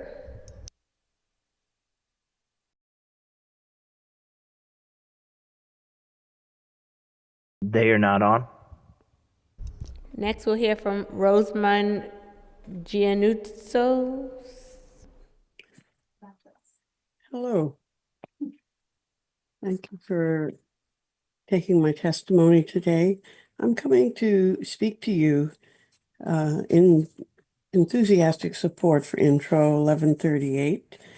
And I come to you as both a mother and as a neuropsychologist. As a mother, I spent the last week taking care of my 50-year-old son. So do the math. I'm not, a spring chicken. I beat the guy before me in years. But the point being that my son has a severe disability, and I was the backup caregiver all week. And I want to highlight the cost of traffic violence and the injuries that are produced thereby. I want to explain because, I'm exhausted from just spending 1 week taking care of my son. My back is killing me. And yet, why am I saying this? Because vehicular violence, which daylighting will reduce, not only kills, it causes severe injuries like my son's. He was not injured by vehicular violence, but that's where my role as a neuropsychologist comes in. I treat people with severe brain injuries, frequently caused by traffic violence. In particular, I have treated 2 people for over 20 years. Each week, I go to their homes to treat them, and I see their family members working day in and day out to take care of their loved ones. And these are both people that can't get out of bed or toilet themselves. And I see their parents, both of them have parents that are older than me, which means they're ancient, caring faithfully. Your time has expired. Thank you. Thank you. Next, we'll hear from Eric McClure.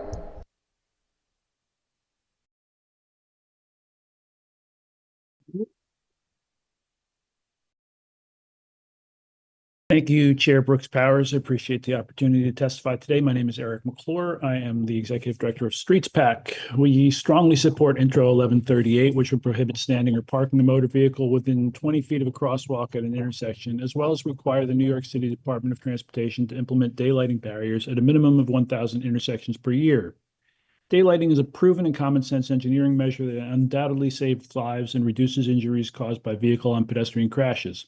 It usually involves removing parking spaces at the corners nearest where traffic enters an intersection, and ideally replaces those parking spaces with physical barriers that prevent parking, such as curb extensions, bike racks, planters, or boulders. Daylighting is in fact the law throughout New York State, but New York City has inexcusably exempted itself from this statute. We need only look across the Hudson River to see how effective daylighting can be. Hoboken, which began an effort to daylight all its intersections in 2009, has not had a pedestrian fatality in 8 years, a remarkable safety record. Hoboken started daylighting its intersections with flex posts and paint, subsequently building out physical curb extensions as budget and time has allowed. While the Department of Transportation has expressed reservations about universally daylighting the city's intersections, citing data that shows higher rates of injury at some corners where the only measure is signage prohibiting parking, the remedy to that is physical infrastructure that prevents parking or standing at corners. Given that NYC-DOT's data also indicates that more than half of pedestrian fatalities and nearly 80% of pedestrian injuries occur at intersections, it's clear that we need to change the way our intersections are designed. While hardened barriers obviously come with added costs, it's incumbent on the City Council and the administration to fund those measures. We know that a universal daylighting requirement would take significant time to phase in, which would allow for funding for hardening measures to be budgeted over multiple fiscal years.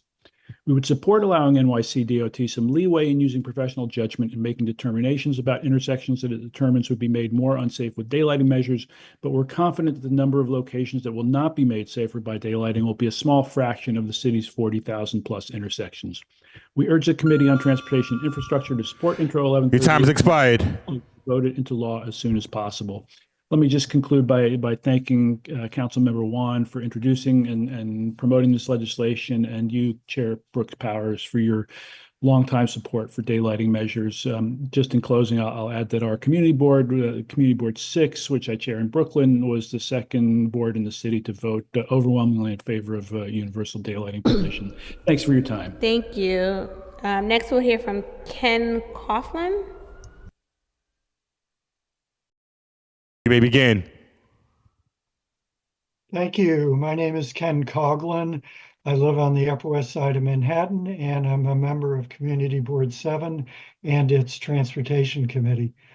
Thank you for holding this hearing, Chair Brooks Powers, and thank you, Councilmember Wan, for introducing Intro 1138, which I am testifying in strong support of. My community board is one of 22 boards across the city, representing more than 3 million New Yorkers that have passed resolutions calling for universal daylighting. According to the Federal Highway Administration, daylighting reduces pedestrian crashes by 30%. This is why New York state law requires daylighting statewide, except in New York City, which has chosen to override this law and allow parking right up to the crosswalk. Daylighting is particularly critical, as we've heard, given today's large SUVs, which are so massive that drivers cannot see pedestrians about to cross, and pedestrians must be well into the street to see oncoming traffic.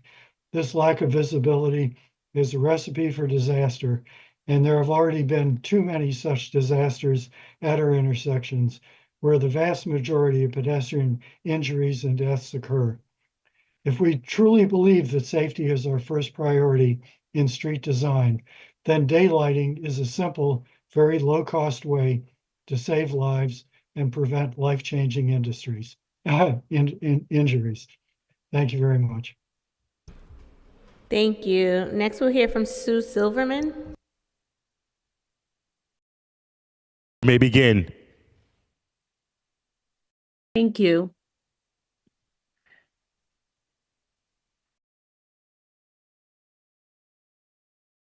Thank you for affording me the opportunity to testify, and I'd like to thank Councilmember Julie Wan for your support and advocacy on this issue.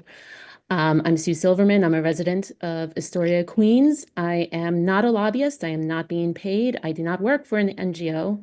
I am not anti-vehicle. I am myself a driver. I've never testified before, but I feel so strongly about this issue that I have taken off a day from work to make sure my voice is heard. I'm here to testify in support of Intro 1138, which is a common sense policy that would save lives. In Queens, as Councilmember Wan has set forth, we are unfortunately and terrifyingly all too familiar with the danger cars pose to pedestrians, especially children. We have lost children walking home from school or the playground while crossing at crosswalks with a right-of-way because drivers did not see them. As a driver, I know all too well how difficult it is to see who is at the crosswalk when cars are parked near an intersection, and it is especially hard to see children. As a mother, I tell my son to always make sure you make eye contact with drivers when crossing the street. But how can he do that if the drivers can't even see him and he can't see the cars? As others have testified, universal hardened daylighting is a relatively simple and low-cost step we can take to improve pedestrian safety and save lives. Moreover, hardened daylighting provides an opportunity to add green space, absorb flooding, and install structures that will help pedestrians, such as bus shelters.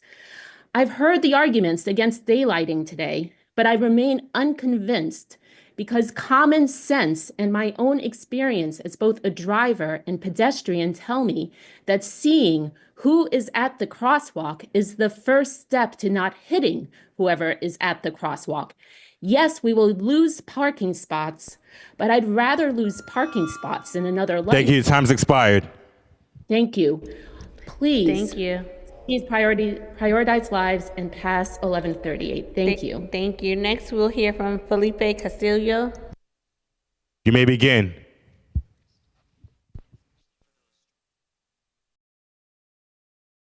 Hello, I'm here in support of 1138. My name is Felipe Castillo, and I live in Harlem. I want to thank the chair, Ms. Brooks Powers, and Councilmember Wan for championing this legislation. I also want to thank my council member, Sean Abreu, for being a co-sponsor. My background right here. I was just trying to figure out what your background was. Yeah. So my background is the corner of West 94th Street and Columbus Avenue on the Upper West Side. This is an intersection that received daylighting treatment decades ago, like I think in the 70s, after some neighborhood children were run over by drag racers on the street. And so like this is, I think in today's testimony, the first image that we're seeing, at least on the Zoom, of what daylighting can look like. And this is one of the safest intersections in the Upper West Side. This has proven to be much safer for all road users, especially the most vulnerable. I think the human cost of not daylighting has been explained by all the previous testimonies, so I'm not going to add to that. But I just want to say that inaction on this matter is capitulating our shared public space for the storage of private vehicles, and most of the time for free. So I urge the City Council to pass this bill so all of our intersections can look like this. This looks very nice. So thank you for your time. I yield the rest of it. Thank you. Thanks for the visual. Next, we'll hear from Pedro Rodriguez.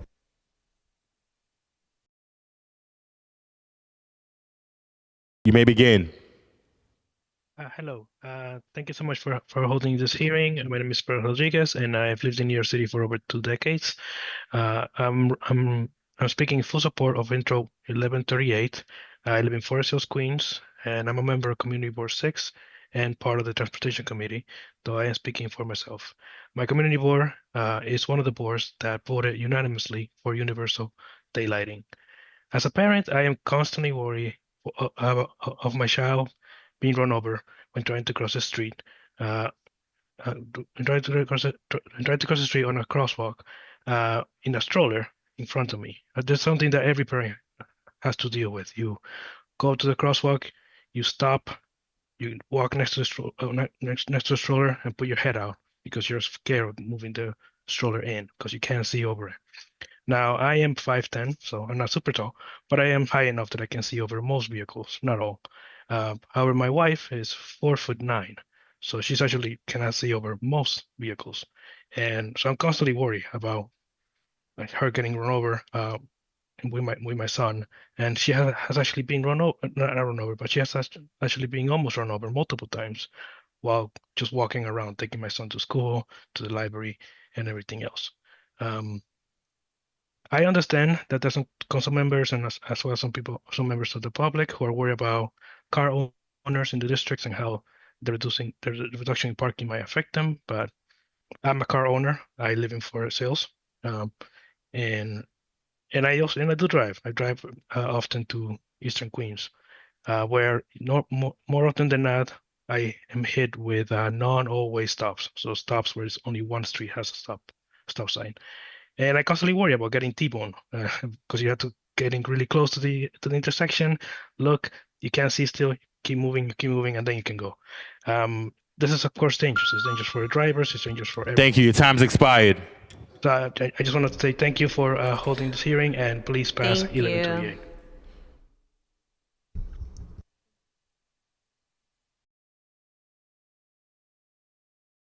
Next, we'll hear from Daniel Fisher. You may begin.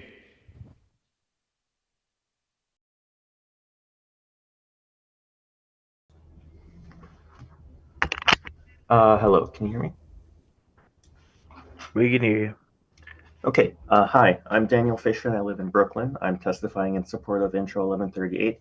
A bit about myself, I'm a 6'2" able-bodied man, and even I have a hard time looking past some of these trucks and SUVs that are often parked right up against the crosswalk, if not inside of it.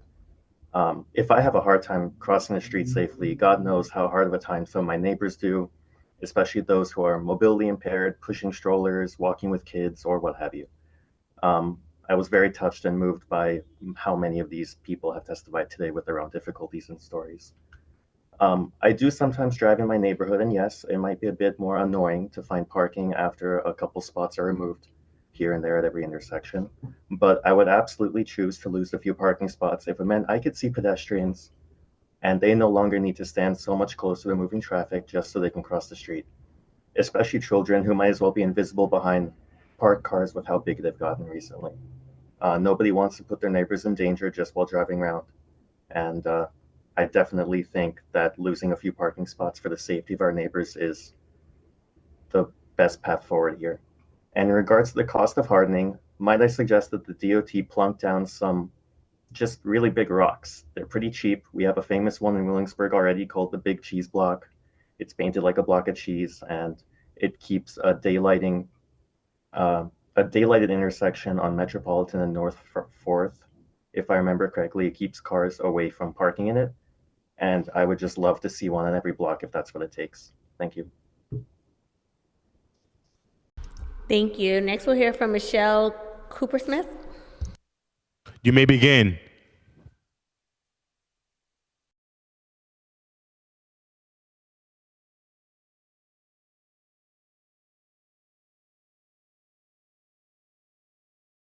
Michelle, you're unmuted. You may begin. Thank you. Sorry about that. Hi, my name is Michelle Coopersmith. I'm a resident of the Lower East Side.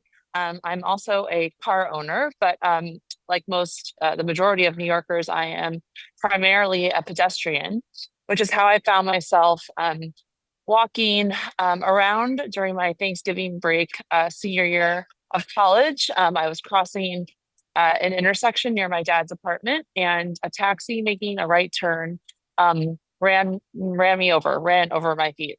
and I fell backwards. They thought I was wearing boots, and I was unharmed. But I still have nightmares about what would have happened if I had been 1 inch forward during that situation, and whether I would have been one of the sad stories that people were referring to today to ask our city council to do the right thing and pass Intro 1138 to implement universal daylighting in New York City, which, as many speakers before have already said, is the law of the land in our state, but we have exempted ourselves from it. Also, my grandmother lived every day in the street because she is like 4'9", and you cannot see her if you are not looking hard enough. So I just want to reiterate what everyone has said, that let's save ourselves from ourselves and do the right thing here, and universal daylighting so that this can be safer. Thank you for your time. Thank you. Next, we'll hear from Vishnu Yakola Reddy. You may begin.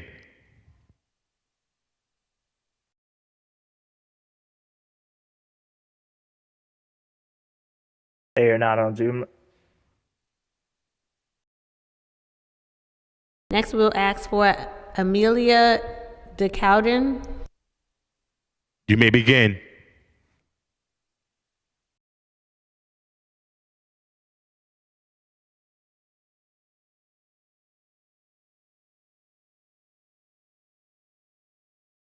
Is Amelia on? Thank you. I wasn't able to unmute myself. Hello, my name is Amelia. I'm a resident of Long Island City, Queens, a pedestrian and a biker. No one on this call, in this hearing room, in the city of New York doesn't somehow use intersections. If you are a pedestrian, you cross the street through an intersection. If you're a driver, you drive through one.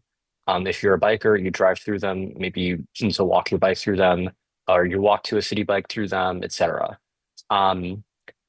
That means that everyone here in the city is at risk every time they cross through a non-daylighted intersection, and that with risk that wouldn't be there, unnecessary risk, if those intersections were daylighted. I think that we've had a lot of people say some very smart things on this call, so I'm just going to repeat the point that it would really be negligent not to pass this bill, especially if the only reason for doing so is to placate a relatively small number of car owners who can always find another parking space. I live in a building with a lot of car owners. My wife drives. We don't own a car, but she does drive. And finding a parking space is difficult sometimes. It's easier other times. And if we were to have universal daylighting, it might be a little more difficult, but it wouldn't be impossible. And I think that inconvenience, at worst, is worth saving many, many lives and protecting many, many New Yorkers, which again, is anyone here. If you're a driver, you benefit from this. If you're a pedestrian, you benefit from this. If you're a biker, you benefit from this. So I really want to urge this committee, this council, to pass this bill and to really hold DOT to implementing it, regardless of who the mayor is or ends up being. It's a matter of saving lives, and it's a matter of helping New Yorkers. Thank you. Thank you. Next, we'll hear from Andrew Matsuoka. You may begin. Hi, my name is Andrew Matsuoka. I live in Fort Greene in Brooklyn in Council District 35. I'm here today to testify in support of Intro 1138. I really hope that New York City can take the step to introduce universal daylighting across the entire city. It's a common sense safety street measure that would significantly increase visibility at intersections. In my neighborhood in Fort Greene, as folks have mentioned, there was a young boy that was killed just north of Fort Greene Park. I think it was 2 years ago. That one intersection did receive daylighting. I believe that there were cars parked at that intersection when that crash happened. The response makes it very clear that that's the type of treatment that so many of these intersections need. However, just down the street, they didn't do any of them. And so where the need is exactly the same. And so universal daylighting would help prevent such a tragedy from happening again.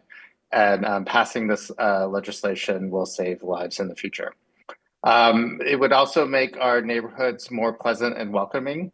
Like how often are the crosswalks blocked by cars squeezing in? We need to peek around some truck to make sure there's no oncoming traffic. It also opens up more space for people, whether that's benches or green spaces or places to park the bikes so they don't have to be on the sidewalk. I urge the council to pass Intro 1138 quickly. We can't, New Yorkers can't afford to wait on life-saving changes like this.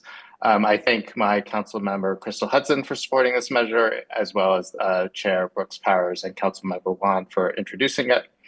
And I urge other members of the council to vote yes on this life-saving bill. Hopefully that means that, we won't have to be attending. Thank you. Time's expired. Okay. All right. Thank you. Thank you. Next, we'll hear from Matthew Dennis. You may begin.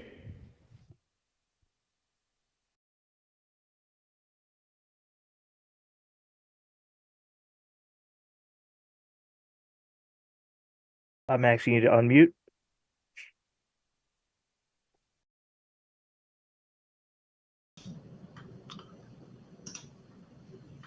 Matthew?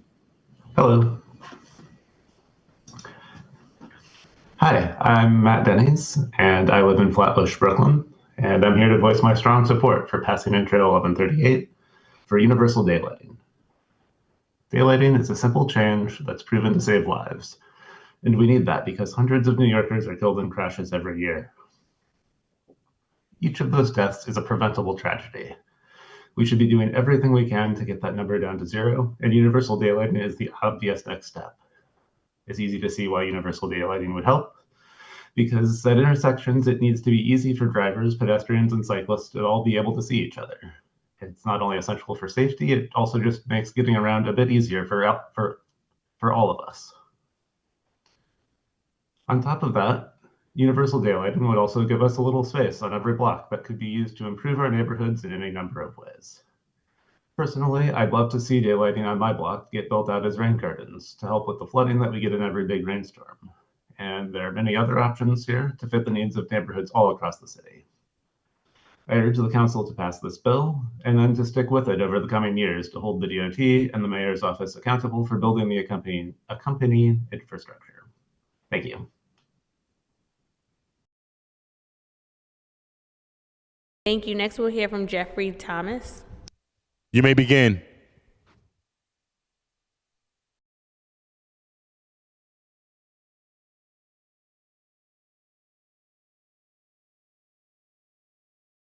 Jeffrey is not on right now.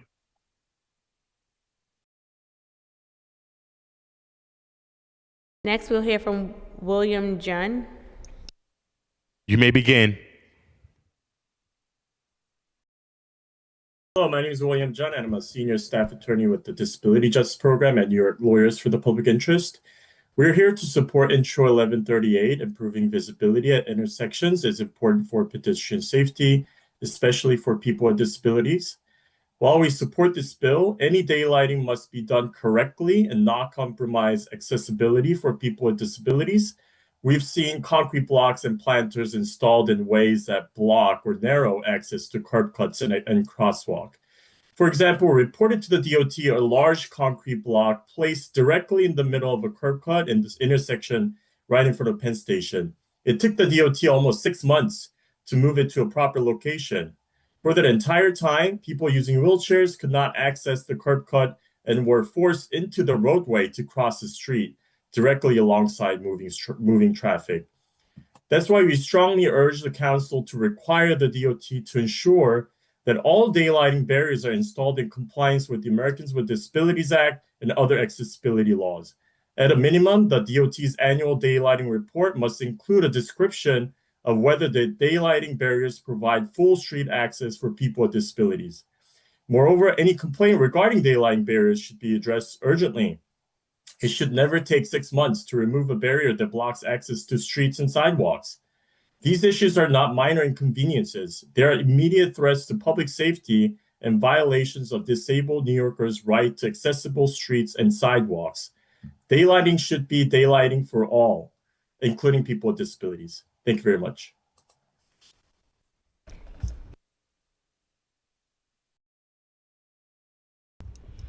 Thank you. Jeffrey Thomas.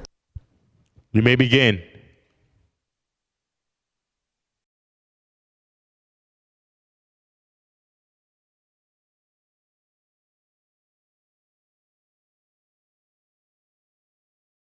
Hi, sorry, I just caught my unmute button. My name is Jeffrey Thomas. I'm a resident of Brooklyn. I support Intro 1138 for universal daylighting, and I will give you two quick reasons why, because I know it's been a long hearing. First, of course, this is already New York State law. As the council knows, the city has an exception to this law. It's not just unfair, it doesn't even make any sense. Every intersection, every other city, town, village in the state, big, small, however many few cars they have, has this design in place for safety, for visibility, so you can see what's going around the corner before you enter the intersection, whether you're driving, walking, biking, or whatever. New York City, with its busier and more chaotic and more dangerous streets, does not do this. You get on the LIR in Hempstead or somewhere, and you will see bulb outs and no parking here to corner signs outside the Hempstead station. You get on the train, you walk out of Atlantic Terminal, and you won't. It doesn't make any sense. And the other reason, a lot of people have already mentioned being able to see vehicles and have them see you, whether you're crossing the street as a child or a short person with a stroller, with a wheelchair. And I'd like to add something else from my experience riding a bike. There's one thing that worries me riding a bike in the city more than anything else, which is getting trapped under a box truck or some other kind of tall turning vehicle. I looked up the stats once, and an incredibly high number of bicyclist deaths were from exactly this, because if there's a box truck and it starts turning and you're in the blind spot, you have nowhere to go. You can't get ahead of the truck. You can't move out of the way because there's a parked car to your side. You can't jump off your bike and try to stay above the car, because it's a truck that's got a flat side. There's only one place you can go, which is under the vehicle, and you get crushed and you die. There's nothing you can do. And I try so hard when I'm on my bike to either stay fully ahead or fully behind box trucks, but we're both moving. That's not a strategy. That's not something that's going to keep me safe. That's not something that's going to keep everyone safe. Universal daylighting means right where the trucks are going to be turning, there is some room to physically get out of the way if you end up in the wrong place at the wrong time. So this is a safety measure that's going to be the difference between, in the worst case, someone losing their bike. Your time's expired. I'm sorry? Your time's expired. Thank you so much. I appreciate all the support from the council members. Thank you. Next, we'll hear from CJ Bertillon. You may begin. Okay. Hi. Thank you to my council member, Julie Wan, and the rest of the Transportation Committee for holding this meeting. My name is Chong Bretion. I'm a long-time resident of, oh, sorry. Okay, now you can see me. I'm a long-time resident. No, put it back. Wait, you can see me now or no? We can see you, but we saw the cute puppy too. Oh yeah, thank you, finally. You know, I was considering putting some non-daylit intersections, but I thought I'll go with the dog, earn me some brownie points. Anyway, one of the reasons, my primary reason for supporting this legislation is my concern for the children in my neighborhood. I'm a mom and I live down the block from two schools, one of which serves newly arrived immigrant children, and I live around the corner from a daycare that serves low-income families. Day after day, I witness students or caregivers with little kids in strollers standing in the middle of the street just so they can see around the corners, whether a vehicle is blasting down so they can cross safely. In addition, the drivers of these vehicles, they also have to pull straight in the middle of the intersection so they can see if another driver is coming towards them. This is because we allow in New York City drivers to park their cars right up until the corners and edge into the crosswalks. SUVs comprise about 60% of all the cars in New York City. And so when these massive dark metal boxes are parked close to the corner, they obstruct visibility and impede safe crossing. We tell kids since day one, you got to look both ways before you cross the street, but they can't even do that because they can't see. It shouldn't be, lurch into the intersection and then see if someone's coming towards you. So we need to design our streets and our curbs considering the most vulnerable road users in mind, and that's always pedestrians. Everybody walks at some point in the city, no matter how you get around. So I therefore urge the council to please. Thank you. pass this Time's expired. legislation.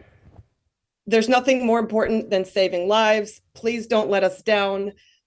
People have nowhere to park. Oh, well, that's not a reason to force kids in the middle of a street. Thank you very much. Thank you. Next, we'll hear from Tony Malone. You may begin.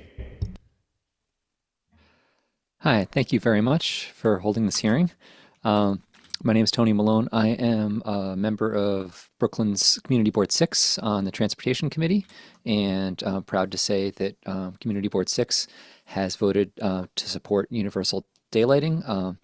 And I support it because we can't wait when there are 250 traffic deaths per year, and climate change is also not going to wait for us to transition away from polluting cars. We shouldn't have to go to every community board for approval for something as basic as universal daylighting.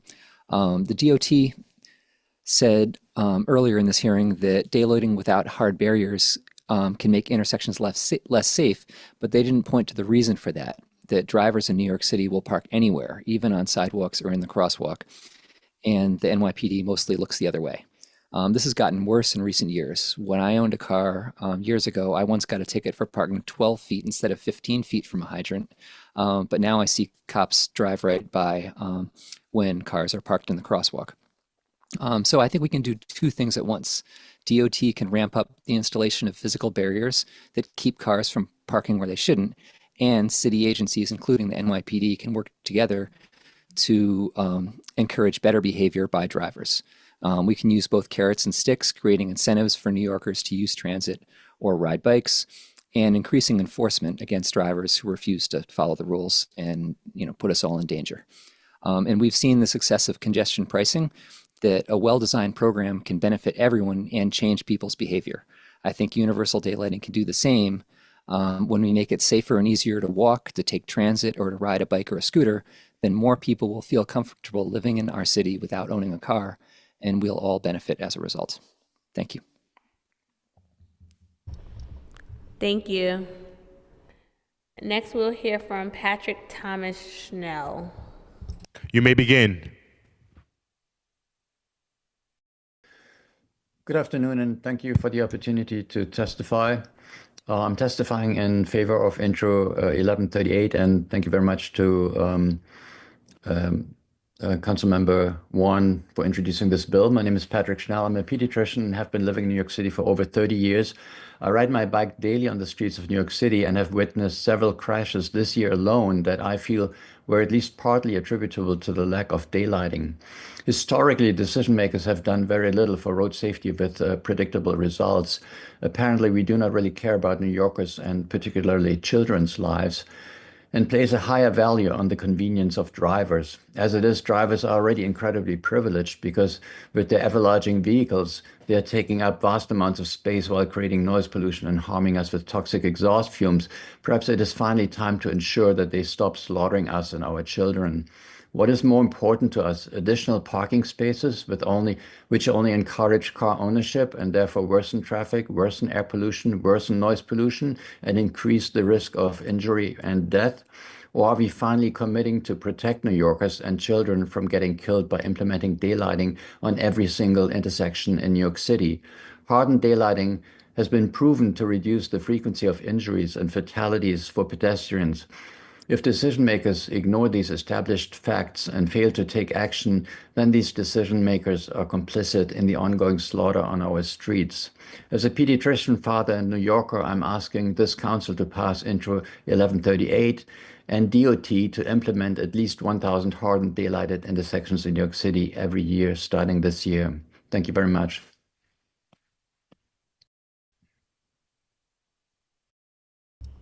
Thank you. Next, we'll hear from Bill Cryer. You may begin. Hi, my name is Bill Cryer. I live in Inwood with my wife and two young children, ages 1 and 5. I support Intro 1138, and I would like to thank my council member, Carmen De La Rosa, for sponsoring this bill. As a parent, I cross the street many times a day with my young children, often with a stroller. When cars are parked next to the crosswalk, it's difficult to see oncoming traffic and it's difficult for drivers to see us. I have to do all kinds of awkward maneuvers to see around parked cars while keeping my 5-year-old and my stroller out of harm's way. Red lights and stop signs are no guarantee of safety, as cars often roll into the crosswalk or disregard stops entirely. In fact, without daylighting, drivers often have to drive onto the crosswalk just to see cross traffic. As my children grow older, I hope I can give them more independence. My daughter looks up to the middle school kids who go to school all on their own. But the thought of either of my kids being hit by a car terrifies me. As cars have become larger, faster, and heavier, they've become harder to see around and more likely to kill when they hit a pedestrian. We need to make sure all pedestrians can see and be seen when they're crossing the street. Of course, hardened daylighting is more effective, so I hope DOT can implement that and many other street safety improvements quickly and efficiently so my children and all New York City residents can benefit. I also hope the city can implement a rational parking policy that accounts for the scarcity and value of public street space. I've seen parking used as a reason to oppose everything from street safety to housing to waste containerization. In conclusion, please vote in favor of this bill. Thank you.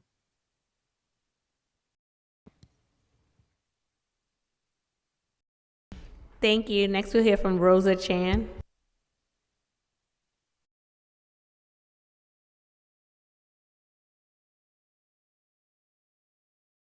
Hello, thank you very much. My name is Rosa Chang, and I am the president of Gotham Park. I'm also a member of Community Board 1, and I am also a mom, but I'm speaking today to represent myself.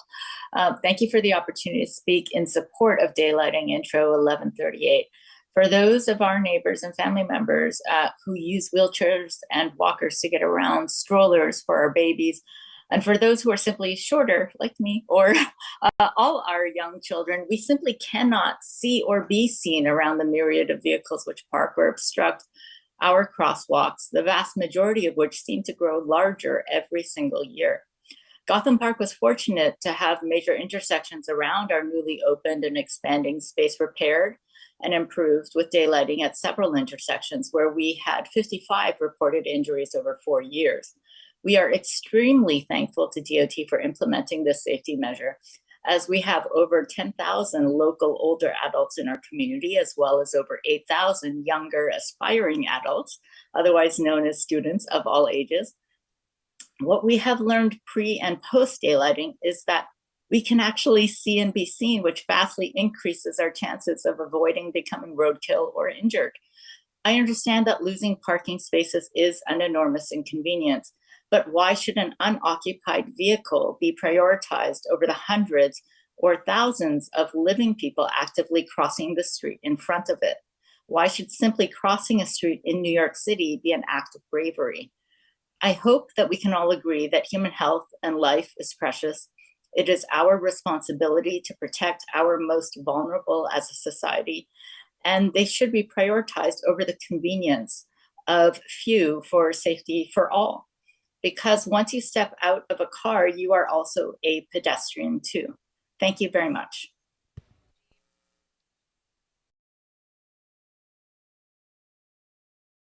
Thank you. Next, we'll hear from Thomas Nahum Huzi. You may begin. Hello, I'm a resident of Brooklyn Community District 2 and a lifelong New Yorker. I believe daylighting should be the law of the land at every corner in New York City, and I support Intro 1138. Our city streets continue to be dangerous despite decades of the Department of Transportation's insistence that their engineering expertise can keep us safe. They published a flawed study and tried to convince us that it should be the final word on daylighting. The boldest claim of all was that improved visibility at intersections would lead to more injuries, a statement so outrageous that it gives away their whole game. Their mandate is to forward the mayor's political agenda to preserve parking at all costs. You, the council, have the opportunity to correct that policy. You are the only ones empowered with the ability to do so, and lives are on the line. Please do not take that responsibility lightly.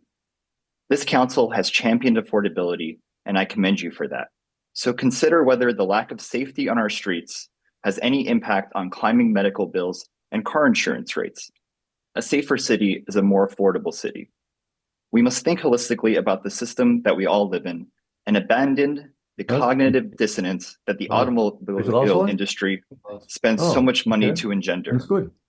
Their lobbyists do not care about our safety, nor our Also, ich pocketbooks. glaube nicht, wenn das Our innerhalb fellow von New Yorkers deserve 24 the oder generational investment that this legislation 48 will Stunden, wie deliver. viel, 48 Stunden I dauert das? urge City Council to pass Intro 1138. Thank you for your time.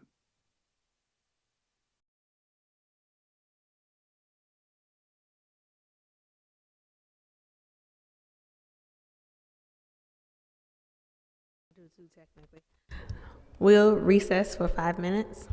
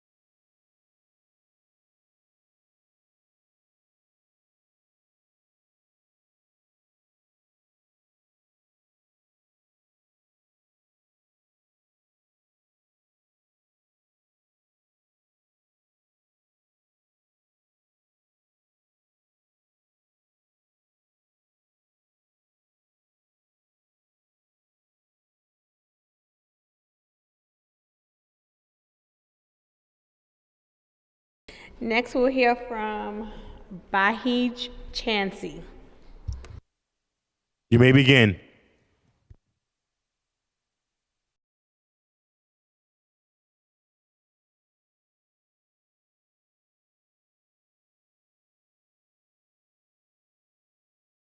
Next, we'll hear from Jason Stahl.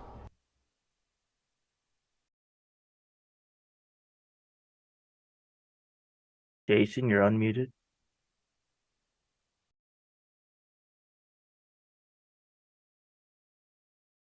Jason, you're unmuted.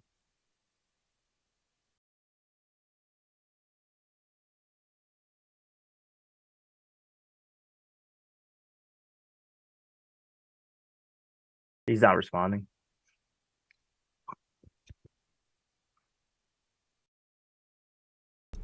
Next, Andon Keller. You may begin.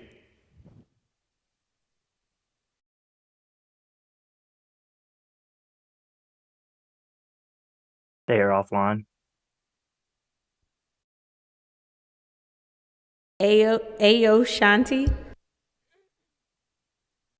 Yeah,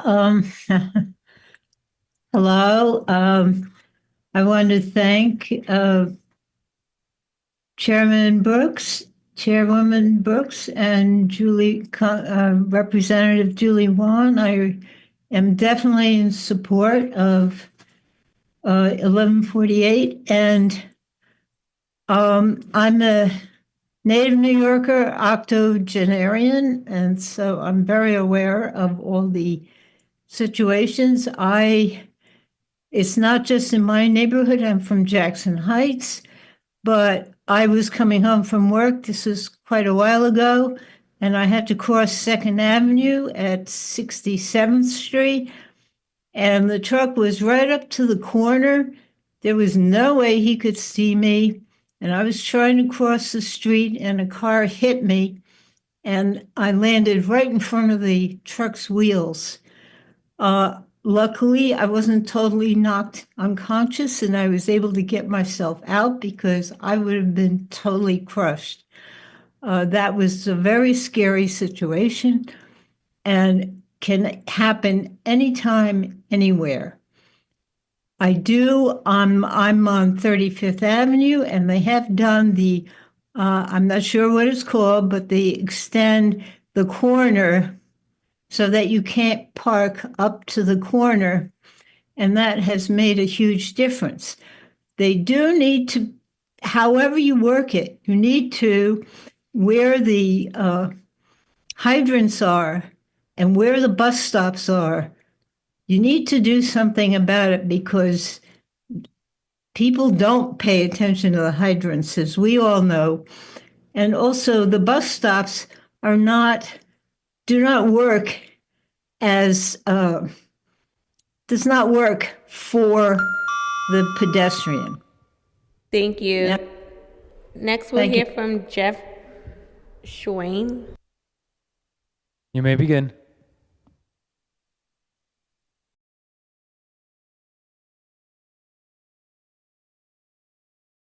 Jeff is not on. Next person would be Thomas Reingold, I believe. You may begin.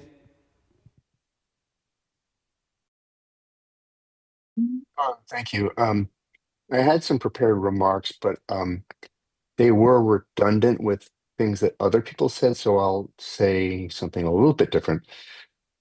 If we choose not to enact daylighting, it's because we place other things as a higher priority than life. We make a trade-off in this matter, whether or not we realize it. The trade-off is like a seesaw. One goes up, the other will go down. I'm not saying we should make parking a zero priority, but we can reduce parking to the point where we are not knowingly and willingly endangering life. It's not enough for people to say we don't want people to die. No, to say we can't enable daylighting because of the effect it would have on parking is to say that losing a few lives is a price worth paying for our mobility.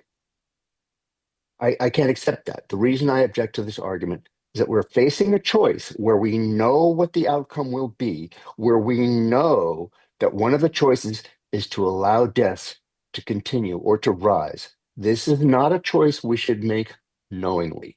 We know what works. We can choose it. If we don't choose it, we're choosing death. Thank you.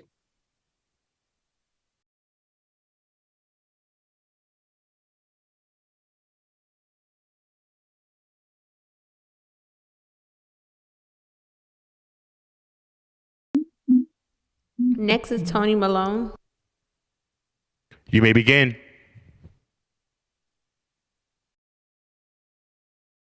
He's not on Zoom. Zlatko Dimitrovsky. You may begin.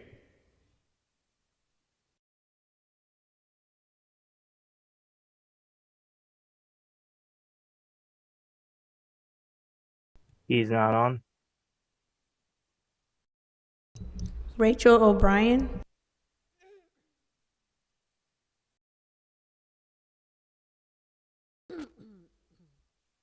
Hi, can you hear me?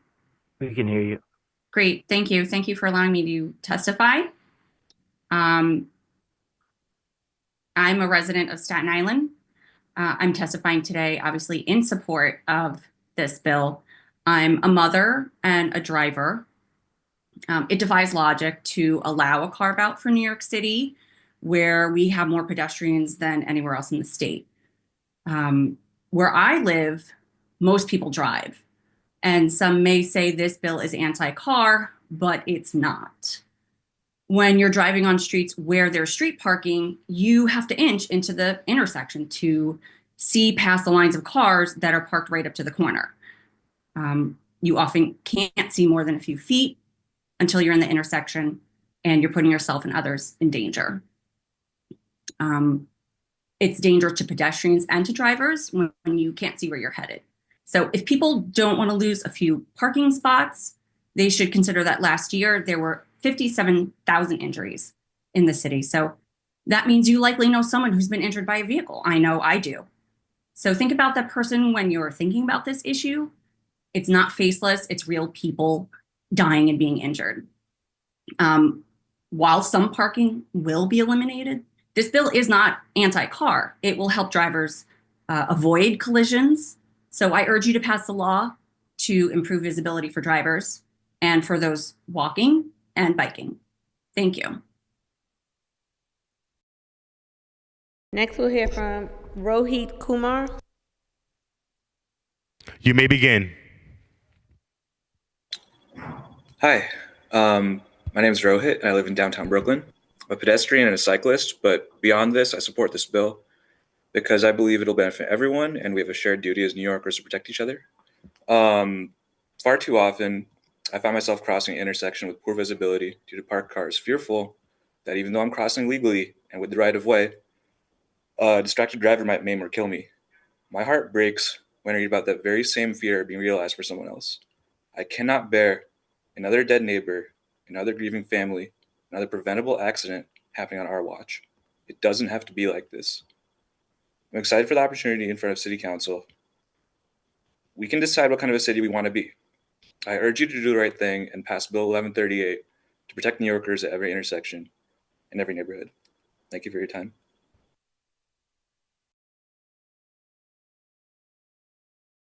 Ryan Kreisman. You may begin.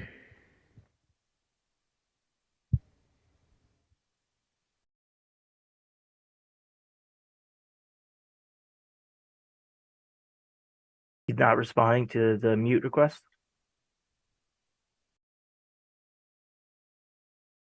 Next, we'll do Shauna Marluck. You may begin. Hi, thanks for giving me the time to testify. My name is Shauna Morlock. I am a Democratic district leader in Assembly District 34. But other than that, I'm also a mom. I'm a driver. I am a cyclist. I'm a pedestrian. So I'm seeing this from a lot of different angles. But the thing that kind of sticks out to me the most is that a couple of years ago, a child who went to a neighboring school to my child, PS 85, her name was Dolma, killed by a driver in an intersection at a playground that like my child regularly plays at. And fairly recent popularity of taller and heavier SUVs has made it especially dangerous and more likely for children of our city to be killed in intersections just like this child was. Our kids in New York City, like, they deserve the same safety measures as the kids in Albany and Buffalo and Long Island and Westchester. Like, all of the children in the rest of the state are prioritized, and our kids are not, for the convenience of drivers. You know, and I can't imagine the devastation of the person who also hit this child, who might not have, had she had more of a line of sight in order to see this child.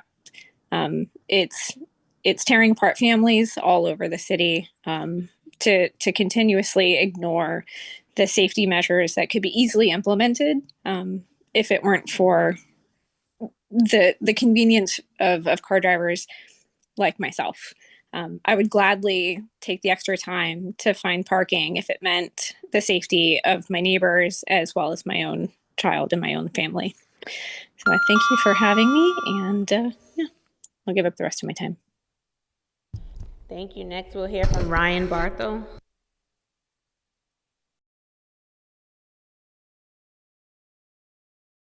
Hi, good afternoon. Thank you for hearing my testimony. I'm a member of Bronx Community Board 8, speaking in support of Intro 1138 for myself. DOT's own quarterly serious injury tracker consistently shows that the most common way for a pedestrian to be injured by a car is in daylight, legally crossing in a crosswalk. I'm about 6 feet tall, so a relatively tall person, and I'm frequently unable to see if vehicles are coming down the street without actually stepping into it. When I'm traveling with one or both of my children, one of whom is still in a stroller, I must either bring them into the street with me with the stroller leading, or leave them on the sidewalk corner, check the street, go get them, and then by the time I've gotten them, the situation may have changed. This intervention's a rare one that can help everyone, but it disproportionately affects the most vulnerable road users like children and folks with disabilities. The hardened daylighting required by this bill is especially important, as NYPD is unable to enforce the laws we already have around street parking, as evidenced by epidemic bike lane and other illegal parking. This needs to be self-enforcing rather than relying on active enforcement. The lack of daylighting and cars parking right up to or in the crosswalk forces vehicles to drive further into the crosswalk rather than legally stopping at the stop bar to see if people are waiting to cross or if cross traffic's coming. And this directly contributes to the statistics made public by the DOT. Pedestrians who are hit by cars are not jumping out from between cars in the middle of the night. They're crossing legally in a crosswalk. Only hardened daylighting can begin to address this problem. And I want to echo what one of the other speakers said, that we're making a choice. Either people get hurt or people have more convenient parking. So I hope you'll pass Intro 1138. Thank you. Thank you. Next, we'll hear from Benjamin Tucker. You may begin. Hi, good afternoon. My name is Ben Tucker, and I'm a resident of Bushwick, Brooklyn. I want to start by thanking Committee Chair Councilmember Brooks Powers for holding this hearing today and for allowing me to share my testimony today. I'm here today in support of Intro 1138 for universal daylighting. I also want to say thank you to Councilmember Julie Wan for sponsoring the bill, and to my council member in District 34, Jennifer Gutierrez, who is a co-sponsor of the bill. To put it as simply as possible, daylighting makes every New Yorker more safe by increasing the visibility in every intersection if we were to pass universal daylighting. According to the New York City DOT, more than half of all traffic crashes and half of traffic fatalities happen at an intersection. Last year, traffic crashes killed 253 people in New York City. That's 253 people that we lost. These were people's parents, their children, their friends, and their neighbors. So no matter what mode of transportation we use, we all suffer from this preventable loss of life. And conversely, we would all benefit from safer intersections. I also feel it would be helpful to mention I'm a member of Brooklyn CB4 and I'm a co-chair of my board's transportation committee. I'm here as an individual representing myself, but I think it's important to highlight that as a board, we weighed in on this. And there was a consensus that was reached by people on the board who some were car owners, some were not. But we all agree that there's a better use of city space in many instances than parking spaces. Bushwick suffers from flooding, and daylighting can mitigate flooding by replacing a parking spot with infrastructure that could contribute to rainwater runoff draining. It's not just the safety aspect. It can beautify your neighborhood. It could be a better use of space. There could be bike racks that could be moved off of and city bike racks that could be moved off of the street parking area that would allow the sidewalks to be utilized better. And generally speaking, we reached a pretty good consensus on that. And we became one of 22 community boards citywide that weighed in support of Thank you. Next, we'll hear from Michael Kess.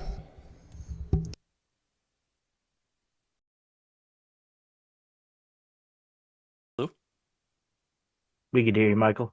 Hi, my name is Michael Cass, and I'm a resident of Morris Park in the Bronx. Thank you for the opportunity to testify. I just wanted to express my support for Intro 1138. This is a very simple bill. Most crashes in New York City occur in intersections, and this bill will improve visibility around every intersection by default, so that folks can spot each other sooner as they approach the intersection, whether they are a pedestrian, motorist, or cyclist. I think many New Yorkers understand the experience of having to lean over and peek our heads out to see if there's any oncoming traffic at an intersection, because we can't see over large SUVs or trucks parked near the crosswalk. And I think most folks get it. Even my local community board, Bronx Community Board 11, supported a daylighting resolution, which is amazing for that community board. Shout out to Ryan Barthel, who testified earlier, for getting that through. New York state law already prohibits parking within 20 feet of a crosswalk, with New York City being the exception. This bill will bring New York City in line with the rest of the state. Lastly, I want to specifically thank the members of the Bronx delegation that co-sponsored this bill. Thank you, Karina Sanchez, Oswald Feliz, and Diana Ayala. I was paying attention to who would be the first from the Bronx to support this bill, and I appreciate them. Thanks again. Thank you. Next, we'll hear from Richard Parker. You may begin. Hi, I'm Richard Parker from, I live in Greenpoint, and I live right around the corner from McGolrick Park and McCarran Park. I have a second grade daughter who is about 4 feet tall, and I'm looking forward to the time when she's going to be able to start exploring the city a little bit more on her own. But I'm really comfortable with letting her around the neighborhood, in a couple of years, but our neighborhood is very safe except for the traffic. And it terrifies me just the thought of her trying to cross streets here. She can't see over cars.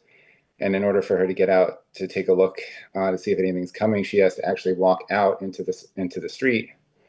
And it's not safe. And, we keep saying that kids these days need to get off their screens and get out and, like old times, get out in the playgrounds and, meet with each other, go to their friends' houses and whatnot. And we can't give them that freedom if they can't be safe crossing the streets. It's just terrible. And so we know what's going to happen if this isn't passed. If we don't have daylighting, there's going to be more deaths. And it's important for us to do what we know is best and in the best interest of our kids.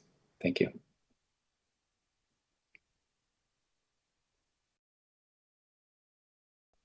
Thank you. Next, we'll hear from Rose Uskianowski. You may begin. Hello, and thank you for the chance to speak today. My name is Rose Ushanowski, and I'm the Staten Island and South Brooklyn organizer with Transportation Alternatives. I'm also a lifelong New Yorker and resident of St. George. I speak as both, as I support Intro 1138, quite simply because daylighting a handful of intersections haphazardly each year, as per the current norm, is simply not working in already ignored outer boroughs. that already have the least infrastructure and investment. Implementing daylighting universally ensures better safety and more equity around how streets are treated throughout New York City. My background is not a cute puppy or a pretty intersection. Instead, it's an example of what happens when life-saving treatments are not implemented on all of our streets. This headline followed a 2022 crash on a quiet residential street that never would have been chosen for daylighting based on past data. However, when all streets aren't designed with safety in mind, tragedy can happen in the most unlikely places. In this crash, a turning driver was unable to see a mother crossing the street with her young child due to a large white van parked at the intersection. As you can see, the child didn't make it. These kinds of crashes happen way too often, and they can be easily rectified with life-saving treatments at intersections, the locations where crashes happen. And I think that life-saving solutions are a better use of our intersection space than empty vehicles. Thank you, and I will cede the remainder of my time.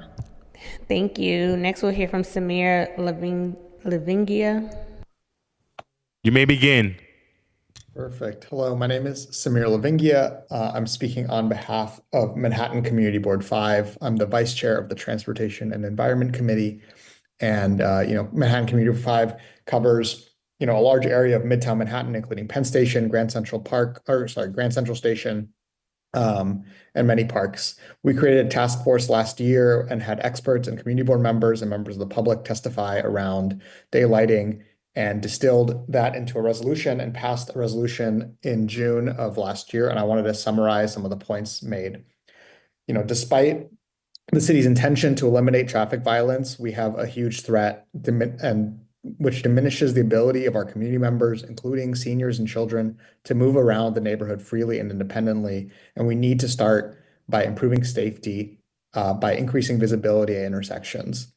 The New York State law recognizes this and prohibits parking within 20 feet of an intersection, and there's clear evidence that visibility impairments cause injury and death, with 79% of pedestrian injuries and 55% of fatalities happening at these intersections. While we believe that daylighting is most successful when a spot is hardened, we also believe that the DOT should follow New York State law and daylight all intersections. As we've seen in the past, sometimes this requires the council to force their hand, which is what Intro 1138 would do. This isn't just about safety. We can use these spaces for daylighting to install bike racks, planters, and maybe even some seating to create a welcoming and safe space for all New Yorkers. Thank you. Thank you. Next, we'll hear from Jason Stahl. You may begin.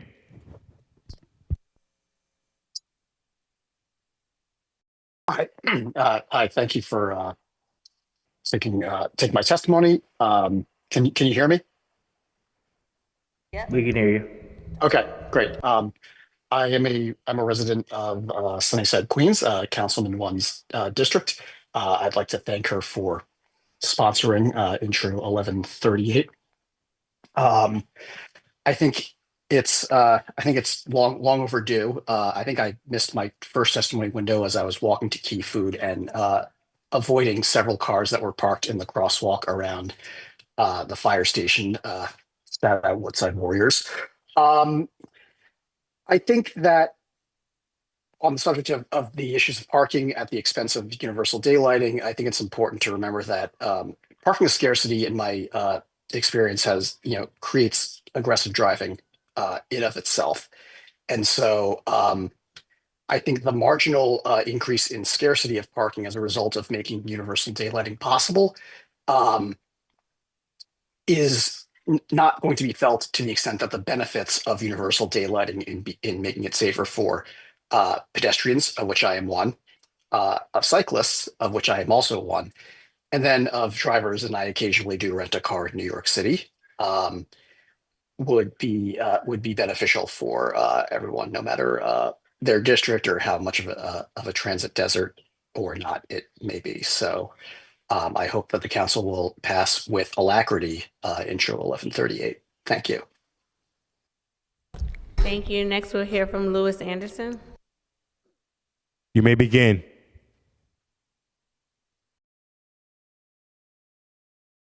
My name is Lewis and I live in Bed-Stuy. I am testifying in full support of Intro 1138. I walk and bike around my neighborhood daily. I have experienced near collisions at intersections too many times to count, simply because a parked vehicle has obstructed my view of oncoming traffic. I strongly support this bill for countless reasons: prioritizing accessibility, allocating street space fairly and proportionately, and encouraging sustainable modes of transportation, to name a few.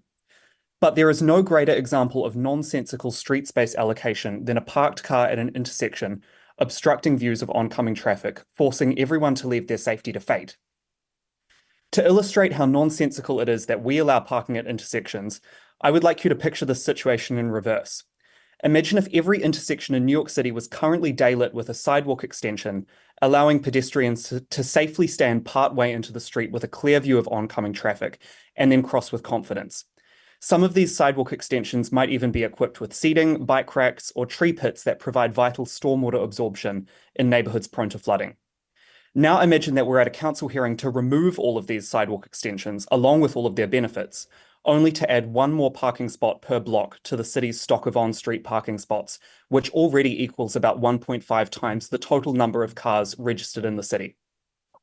In the first 9 months of 2024, almost 200 New Yorkers were killed by traffic violence. 88 of these were pedestrians, 77 of whom were killed at intersections without daylighting.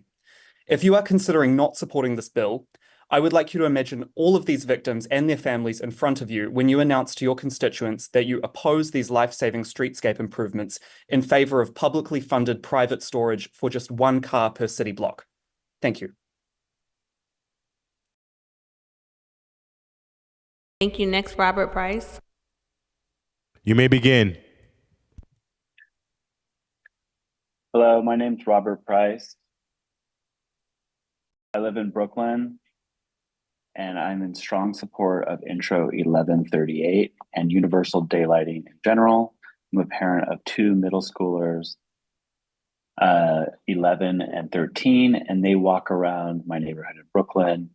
And I find it incredibly stressful and scary when they cross the streets on their own. They leave school, they live in Windsor Terrace, or they go to school in Windsor Terrace, and it's a 20-minute walk from our house with multiple intersections. And so many cars park all the way up to the crosswalks and make it impossible for them. Sometimes they ride their scooters around or their skateboards, and this idea of them riding out into the street and a car swinging around another parked car because they can't see and hitting them just is traumatizing on so many levels. Thank you for taking the time to hear my testimony. And again, I'm in strong support of Intro 1138, and please pass this universal daylighting. Thank you.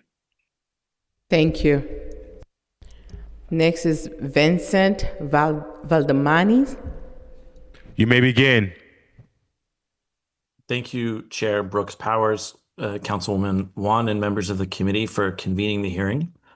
My name is Vincent Valdemanis, and I'm here to express strong support for the 1138 daylighting bill. And I'd like to thank my city council member, Lincoln Ressler, for signing on as a co-sponsor, as well as our local community board here in North Brooklyn.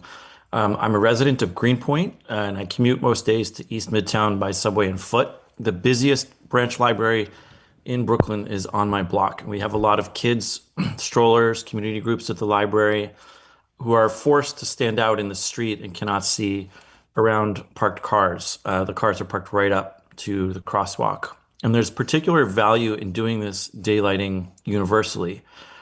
New Yorkers cross intersections that are new or unfamiliar to them every day, and so do drivers. And having this as a design across the city is really the right way to go. I myself was hit by an SUV while I was crossing Central Park West at night, far from where I lived. The driver didn't see me, and I certainly did not see him. And I ended up on the hood of the SUV. The FDNY took me to the emergency room. There were a lot of associated medical bills, insurance, hospital costs, etc., all of which was avoidable. daylighting is common sense.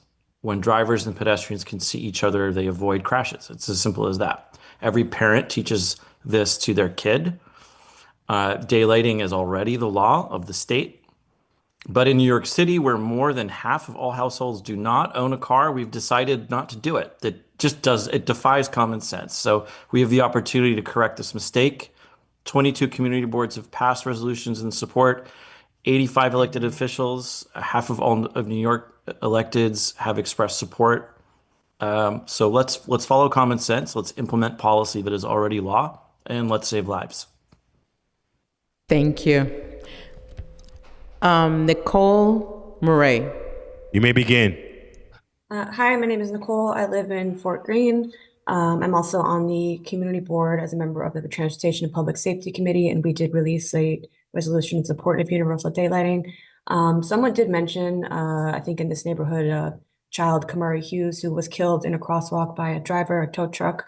I do want to say that that driver said in their statement that they could not see Kamari because the intersection was not daylit. So they went and killed this child. So I asked those city council people who live in districts where they might think parking is more important than children's lives is, if it hasn't already happened in your district, it will. People will be killed in your crosswalks and intersections if something isn't to be done about this.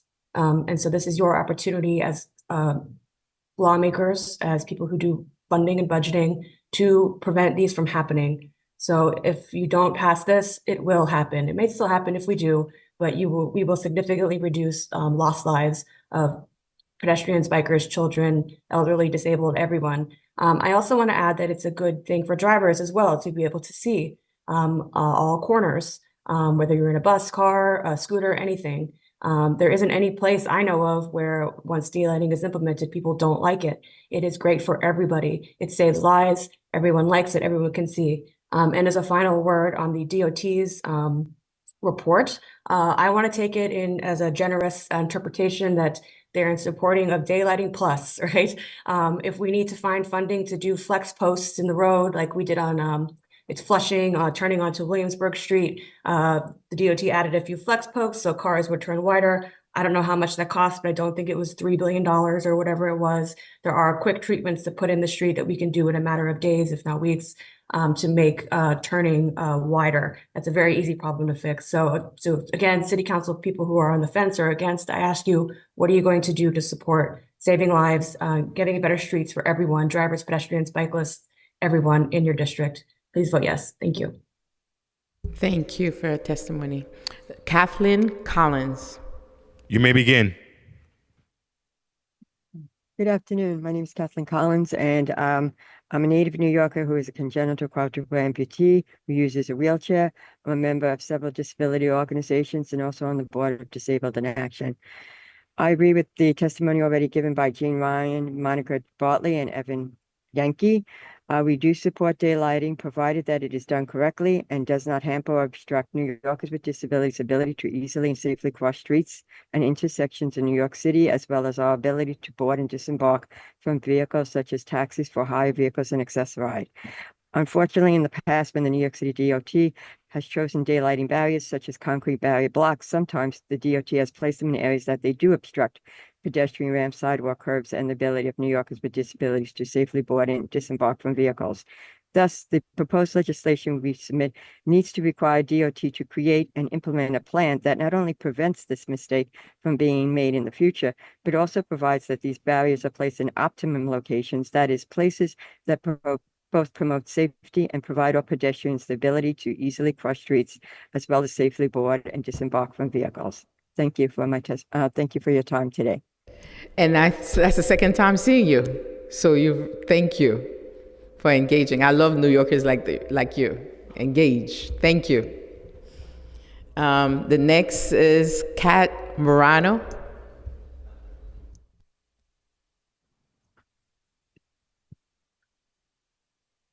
May begin. Hi, good afternoon. I am strongly in favor of daylighting, and I do have a couple of anecdotes that I'd like to share. About 5 years ago, I was running in Brooklyn. My husband and I currently live in Fort Greene, and I was living in Brooklyn Heights at the time. I came to a crosswalk where the visibility was obstructed. The walk signal was active, so I began running across the street when an SUV rolled through the light. I rolled onto the car. I was luckily not seriously injured, though it was very traumatic, especially given that the driver actually drove away. Had I had additional visibility, I do not think that that would have happened. Additionally, and I believe this was already mentioned by Nicole, where my husband and I live in Fort Greene, there was a child that was killed crossing the street on their way to school a couple of years ago. They were struck by a tow truck and killed instantly. And as of course also mentioned by Nicole, the driver did believe that had the daylighting bill been active in New York City, that that would not have occurred. So we could have avoided the death of a small child who was just on their way to school, which was obviously very traumatic for the community and the child's family. I personally believe that daylighting is not something that should be questioned at all, given safer streets shouldn't be something that's up for argument.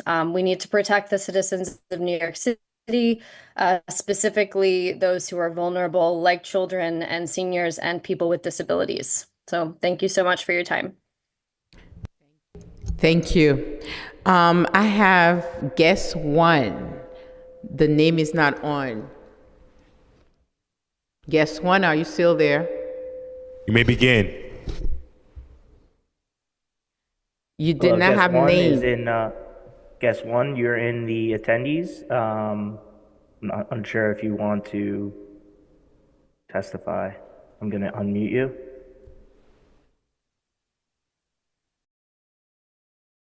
No response. They're calling in. So, here we go.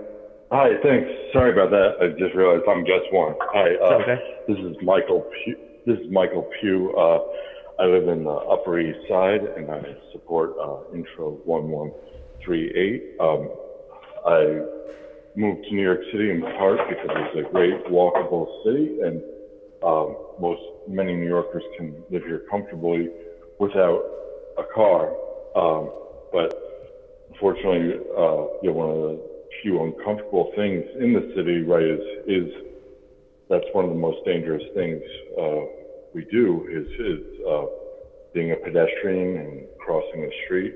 And this is mostly and the easiest thing to make this experience better for pedestrians, which many of us are all at some point, even if we do drive, is to have universal daylighting and make the intersections safer and make the city safer for all New Yorkers, including drivers. Thank you. Thanks for allowing me to speak. Thank you for testimony. And about guest two, are you still on? Guest two, you're unmuted.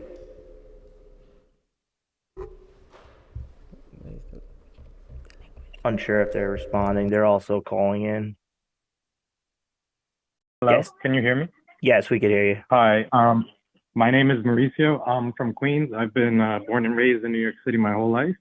I'm here to talk about my support for Intro to 1138. I want to thank Councilmember Julie Wong for sponsoring Intro 1138 and for taking a stand on street safety. The bill isn't just smart policy, it's urgent. I was a former EMTB. I'm a cyclist, I'm a pedestrian, I also drive, and I've seen firsthand the damage that happens when visibility at intersections is treated like an afterthought. I've responded to scenes where a turn-in driver couldn't see someone and the person crossing the street couldn't see the driver coming up. I've also lived that daily reality of our streets, navigating corners where parked cars create blind spots and every crossing feels like it's a gamble whether somebody's just gonna roll up and just stop right before they hit you or if you'll get hit this time. Intro 1138 would bring hardened universal daylight into New York City, and it's an effective fix that would save lives. By keeping the space near crosswalks clear, we're giving everybody, drivers, cyclists, pedestrians, a fair chance to be seen. And let's be honest, nobody here likes losing a parking spot, but human lives are more important than parking spaces. If anybody's going to vote against this bill, you're essentially saying that a parking spot is worth more than a person's life. It's basically like medicine. Drivers may not want it, But at the end of the day, it's good for them because it'll prevent them from taking somebody's life or possibly getting into a crash with another car or another person or a cyclist or anything else, somebody's pet. I want to thank everybody that sponsored this bill, and I hope that you guys pass Intro to 1138. I want to say thank you for your testimony. The next is Nicholas Otto. Thank you. Come forward, please.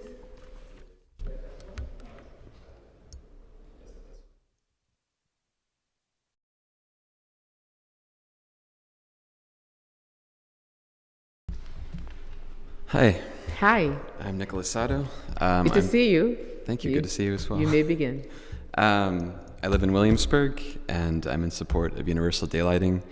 As a pedestrian, as a cyclist, and occasional driver in the city, I think as a driver, it's important to be able to see around corners at intersections. Otherwise, I'm putting myself in danger by creeping out. As a cyclist, I know the danger that drivers pose to me, and I would like them to be able to see where they're going. And also, as a cyclist, I just like to be able to see where I'm going as well and see what the oncoming traffic. And then as a pedestrian, similarly, I would like to know that I am safe and that my community is safe. And beyond just the safety concerns, I think universal daylighting creates more public space for the community, reclaims space that is otherwise taken up by cars unnecessarily. So I think those are my main reasons for supporting 1138. Thank you for your testimony. The next is Vishnu Yakola Reddy. Hi. Good afternoon. My name is Vishnu Reddy, and I live in Sunnyside, Queens. I'm here today because I strongly support Intro 1138, which would bring universal daylighting to our streets. I'm grateful to see my council member, Julie Won, championing this effort to make our neighborhoods safer and more accessible for everyone. Intersections are where crashes are most likely to happen, and visibility is essential if we want our streets to be safer. When we can't see each other, whether we're walking, biking, or driving, we are all at greater risk. That's why keeping intersections clear of visual obstructions like parked cars isn't just a good idea. It's standard practice in cities all across the US and around the world. Right now, New York State requires daylighting at intersections everywhere except New York City. That exemption doesn't make sense. For a city as pedestrian-oriented as ours, it's shocking that we fall behind places like Houston and Omaha, which are far less known for walkability but have universal daylighting as a standard practice. This isn't just about pedestrians, it's about drivers too. Driving in the city is made harder and more dangerous because of poor sightlines at intersections. Parked cars near corners block visibility and create confusion and bottlenecks. And no driver wants to be in the terrifying position of hitting or even nearly hitting a pedestrian crossing the street.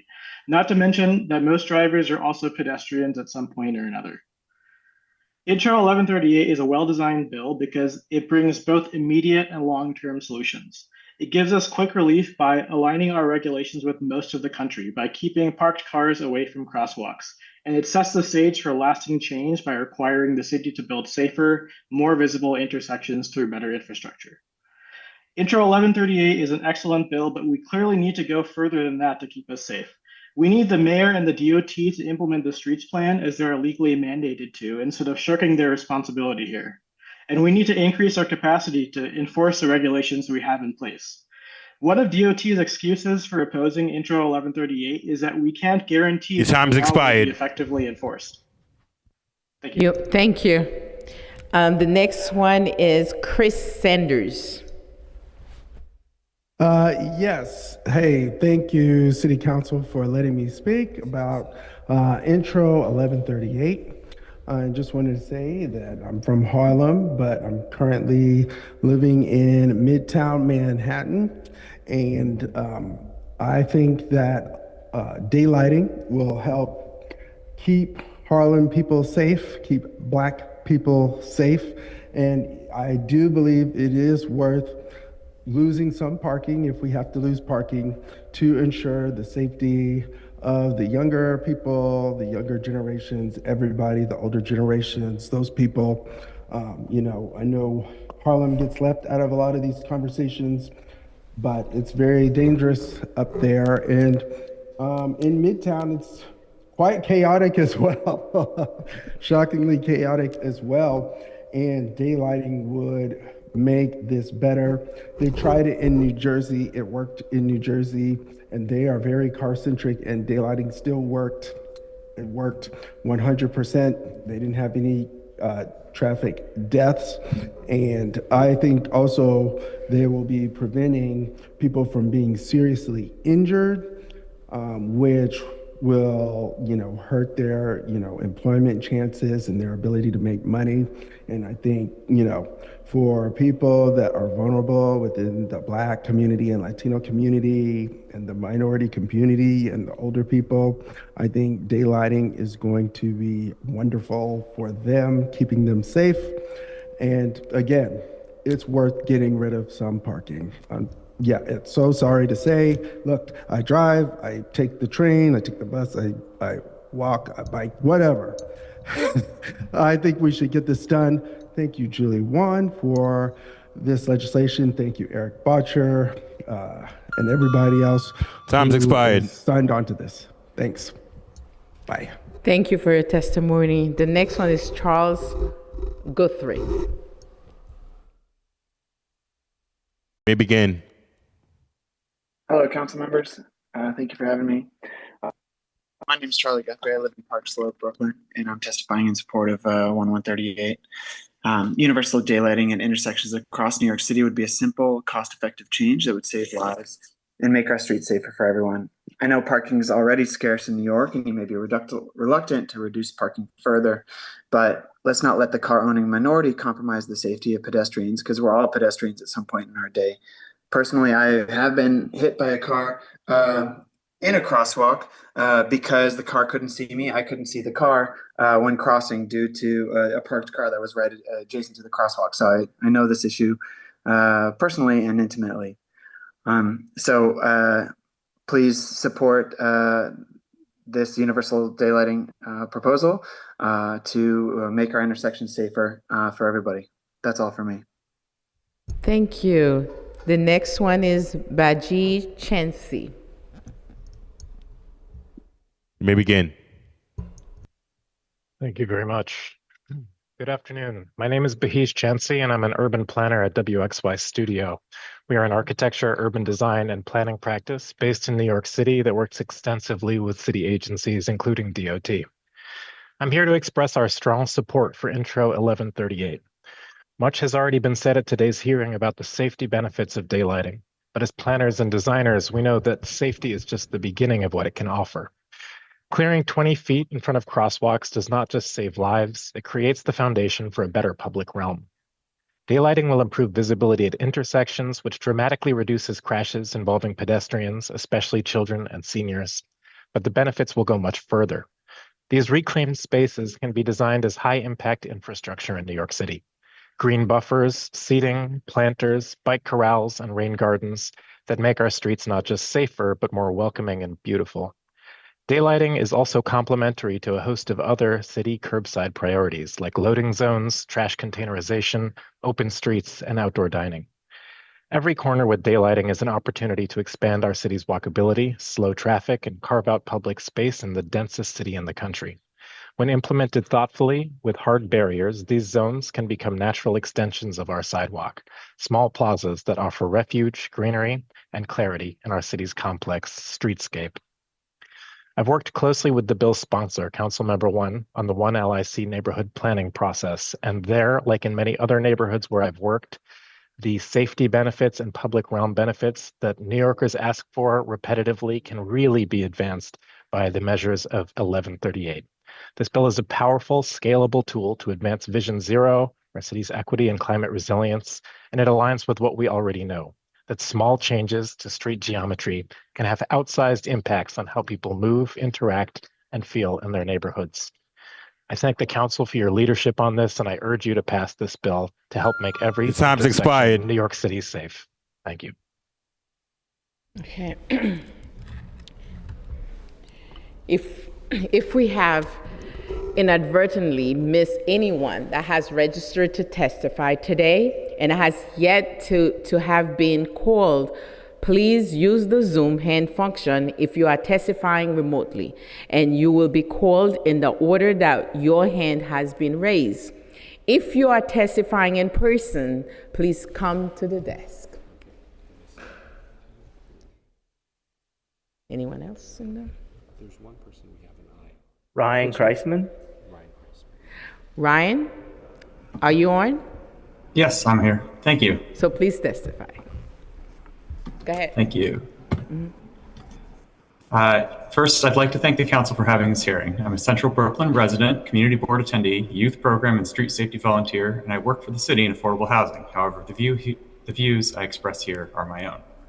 One of my earliest memories involved traversing a street as a child, eye level with car doors. Growing up in a place with daylighting, the ends of the blocks were always the safest place to cross as everyone could see each other. Cars generally were a lot shorter, and I quickly grew to the point where I could see over them. But in an age where SUVs have become the standard, it's no longer the case. Even fully grown adults can see over the line of parked cars on each and every block. Common fear for people driving is to not see a child attempting to cross the road, darting out from behind parked cars without sufficient time to react before a tragedy occurs that changes the lives of the child, the parents, the family, the driver, everyone involved.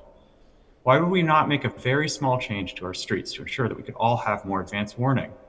I hear people argue that everyone else can have this in our state except for us, because in New York, human life is below state-subsidized private vehicle storage. When asked why, they tend to cite that a lot of people have to have cars. However, some of these people, when I follow up with them, have not noticed a few changes over the past years or decades.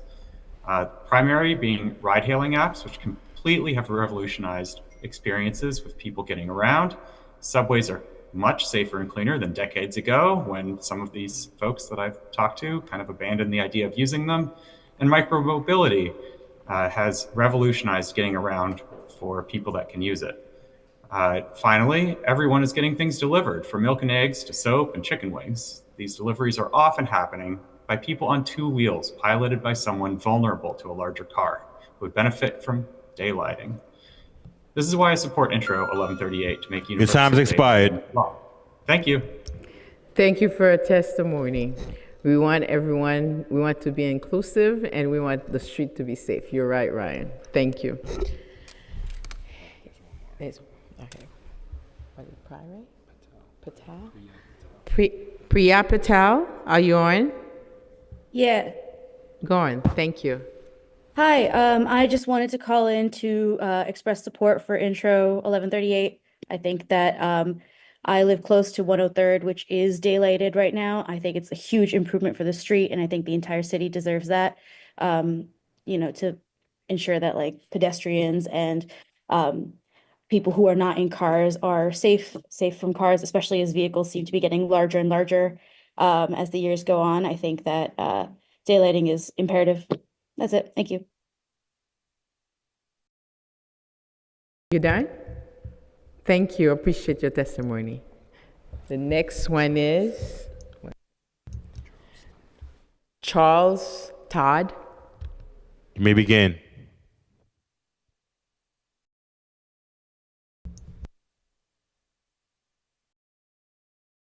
I will unmute you. Sorry. Sorry about that. Hi, my name is Charles Todd. I am a member of the Transportation Committee for Community Board 4, who has passed a resolution supporting daylighting along with the full board. I'm speaking today as myself, not representing the board, but we did pass the daylighting resolution along with so many other community boards. I'm a father of two. I walk to our local elementary school here in Hell's Kitchen every day. And I worry about my kids crossing the street. My kid's going to middle school next year. He'll start taking transit himself. He'll take the M11 bus.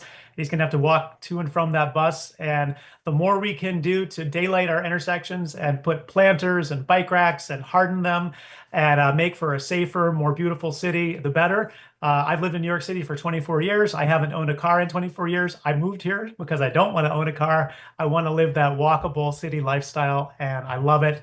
I appreciate some people do need cars, but they don't need to park right in the intersection. It'll make it safer for all of us, and it'll give drivers more visibility. So thank you all for your time. I know it's been a long hearing, but I strongly support daylighting. Thank you for your testimony. The next one is, what? Oh, Families for Safe Streets. Are you on? You may begin. Hi. We can hear You can go on. You can't see me? Yes, I can hear you. Go on. We can't see you though. Oh. I'll promote the panelists, and that should be able to.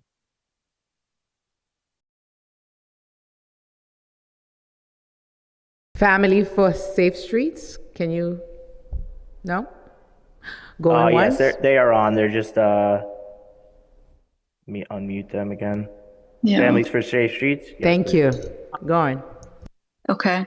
Thank you, Chair Brooks and Powers and members of the Transportation and Infrastructure Committee for holding today's hearing. My name is Mirsada Kalanovic, and I'm a member of Families for Safe Streets. This is my first time testifying at a city council hearing, and I'm here to urge you to support Intro 1138 and universal daylighting in New York City. Families for Safe Streets is an organization made up of people like me who have either lost a loved one or have been injured in a traffic crash. FSS members know that when our streets and intersections are deadly, New Yorkers are the ones who pay the price. I had the dubious honor of joining Families for Safe Streets in 2022 when my 16-year-old sister, Alyssa Kalanovic, was fatally struck by a turning truck driver as she walked to school about a block away from our home in the Bronx. Alyssa loved drawing, spending time with her friends and family. Summers were her favorite season. The intersection of Paulding Avenue and Neal Avenue, where my sister was struck, was known to be a bad corner, where lack of daylighting meant that neither the driver nor my sister were able to see one another until it was too late. Universal daylighting will mean that everyone, no matter how they're getting around, can have the visibility to make everyone in the intersection safe. Alyssa's crash could have been prevented, and I wouldn't have to be here today. If we design streets around people instead of cars, if we use common sense solutions like daylighting at our intersections, we can and will save lives. I urge you to support Intro 1138 and universal daylighting. Thank you for this opportunity to share this testimony and my sister's story with you. And I do want to share a quick picture of her. She's right over here. She's beautiful. Sorry for your loss. You. Yes. Thank you so much for allowing me to speak. Thank you. Last call, anyone online that want to testify, please raise your hand. If anyone in the room. Going once, no one. All right. If we have inadvertently missed anyone that has registered to testify today and has not yet to have been called, please use the Zoom hand function. If you are testifying remotely, and you will be called in order that your hand has been raised. If you are testifying in person, please come to the desk. Going once, seeing none. So now I would like to say thank you to everyone that came out to testify. And yes, we need to keep our city safe while we're looking and listen to everyone. And I'm so impressed by everyone that came out to testify and that stayed from the beginning to the end. I appreciate your time and all the staff that work on today's hearing. I want to say thank you, everyone, from the council to everyone that been here, and of course our Sergeant at Arms. So seeing none, so thank you for being here. Now we close.